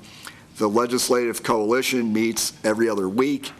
So we're together with the other 4 counties, or we are together with the other 3 counties that are part of our 4-county coalition, and we're moving together on all these bills. So pursuant to your questions, that concludes my update. What is SB 382's sales tax one about, that you said we were supporting? Well, I know it would bring more revenues to the counties. Nick? That doesn't mean we should. Do you have that one up? Because I'd have to pull that one up. I know the counties would get more revenue from it.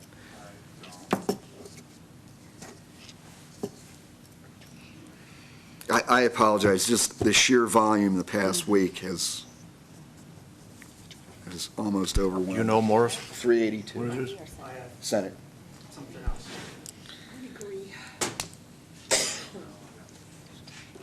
Where do we get to? We'll get it up in a minute. Is it on? Okay. We'll get to public comment. You want to do it now? It's in regards to some bills at the legislature. Go ahead. Come on, let's hear them. Well, he looked like it. Good morning, Mr. Mayor, Board. For the record, Morris White. Indeed, the AB 377 is scheduled to be heard in Natural Resources on March 24th at about 1:30. Tuesday. Yes. 24. I would ask that this body not only support this bill, but to actively lobby for the passage of this bill, as it will fund the efforts of the Nevada State Prison Preservation Society without raising taxes. It simply redirects already existing revenues generated within the prison system. I ask that of you. We took a board vote on that one already. Well, what I'm. On the prison bill. I understand what you're saying, show up and actively push it. I'm asking you to actively support it. Also, I don't know if I missed it, but did you discuss AB 190? AB 190.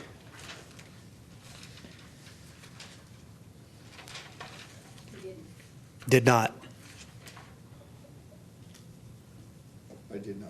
Okay, I would ask that this board oppose AB 190, as it is a bill that will effectively destroy the PERS system, and I would ask that you look into what's really going on with AB 190 and actively oppose that also. That's the Assemblyman Kerner's bill that he incorrectly calls a PERS Preservation Act. It will indeed destroy PERS. Thank you. Yeah, Mr. Mayor, there's actually two bills that we were watching, and I appreciate Mr. White for bringing up AB 190. We're watching that bill. We're opposed to it. He also has an additional collective bargaining bill. Both of those bills had been scheduled for hearing in a committee, and they were both pulled, and I haven't heard anything from either of them in terms of a future hearing. Okay. Jim, go. Nick, is the coalition meeting open to the public? Our coalition meeting, it's not, no. I know we've had brief emails on the bills that you were presented today, and the trouble I have with this is I believe it should be an agenda item where everything you talked about today could be submitted. It would be open to the public would have access to it, and maybe in the future, if this board would consider having that as an agenda item where you could have the materials put in, because you're going through the briefing as fast as that. I know everyone's writing it down, but still, we don't have the information beforehand, so we can't prepare or ask any questions at this time. So what I'd like to do is if you could forward everything you discussed here and all these bills and the position of the city to all board members and place it on the city website for the citizens to have access to where we're at on these positions as well. And maybe in the future, if this board would consider having this as an agenda item. I will say, past experience, last legislation session, we got bombarded with email over the bills and positions and so forth. This time, we're hardly getting any emails.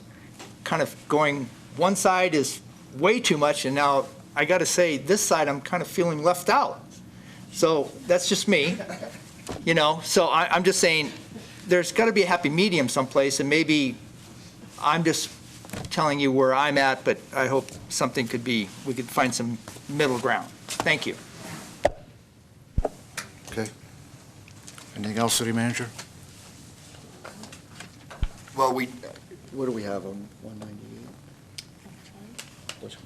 It looks like SB 382 doesn't increase sales taxes. It talks about enacting provisions relating to the collection of it. It would bring into place basically a Colorado law. I believe it would mainly affect internet-based retailers who are not required to pay state sales tax if they don't have a substantial presence in the state. I think it expands the definition of that. I'm summarizing, I had read this bill about a week ago, and the DA, Adriana, just pulled it up, and I just glanced at it. But if I'm not mistaken, it kind of expands that definition, or maybe not definition, but it expands what firms would be required to pay state sales tax. And I really believe it affects mainly internet-based retailers. Okay. Board members, anything? Yes. Supervisor Pankowski.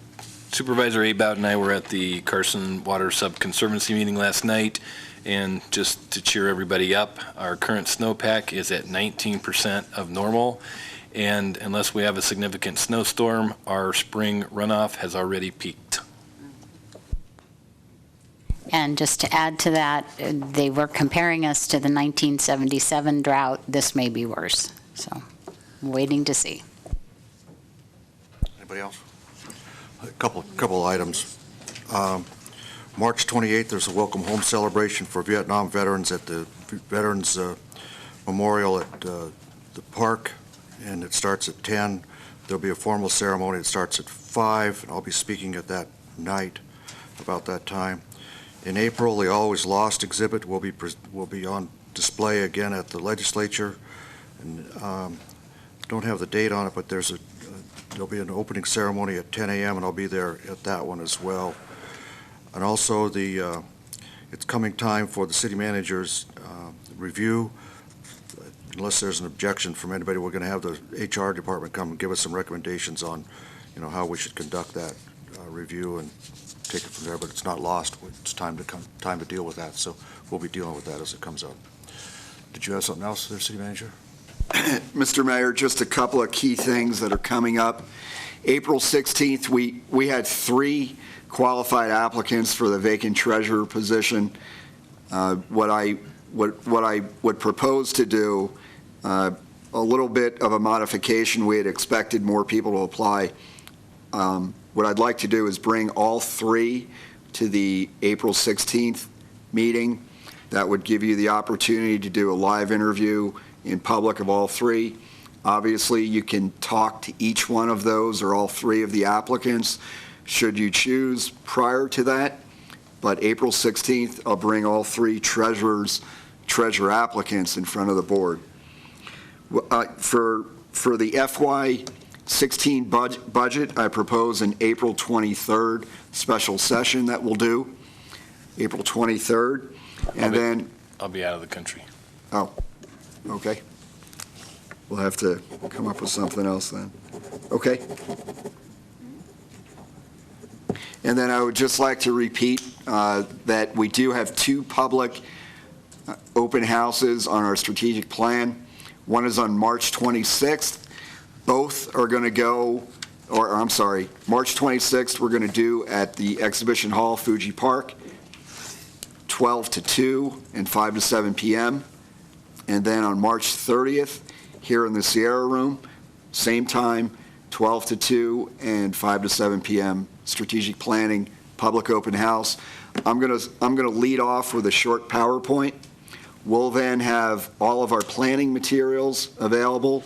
We'll set up a couple of different displays. We'll have department directors and/or elected officials available to answer questions, to discuss items. We'll also have paper copies of our current survey that we have online, so people who don't have access to the internet can come in, fill out a paper survey, and we can include their comments in our strategic planning. Thank you. Anything else from anybody? Final concluding public comment. Bonnie, good to see you back. Get well, stay well, stay well. Okay. All right, anything? I don't see any public comment. Are we ready to adjourn? Unless there's objection, we are adjourned at 11:54.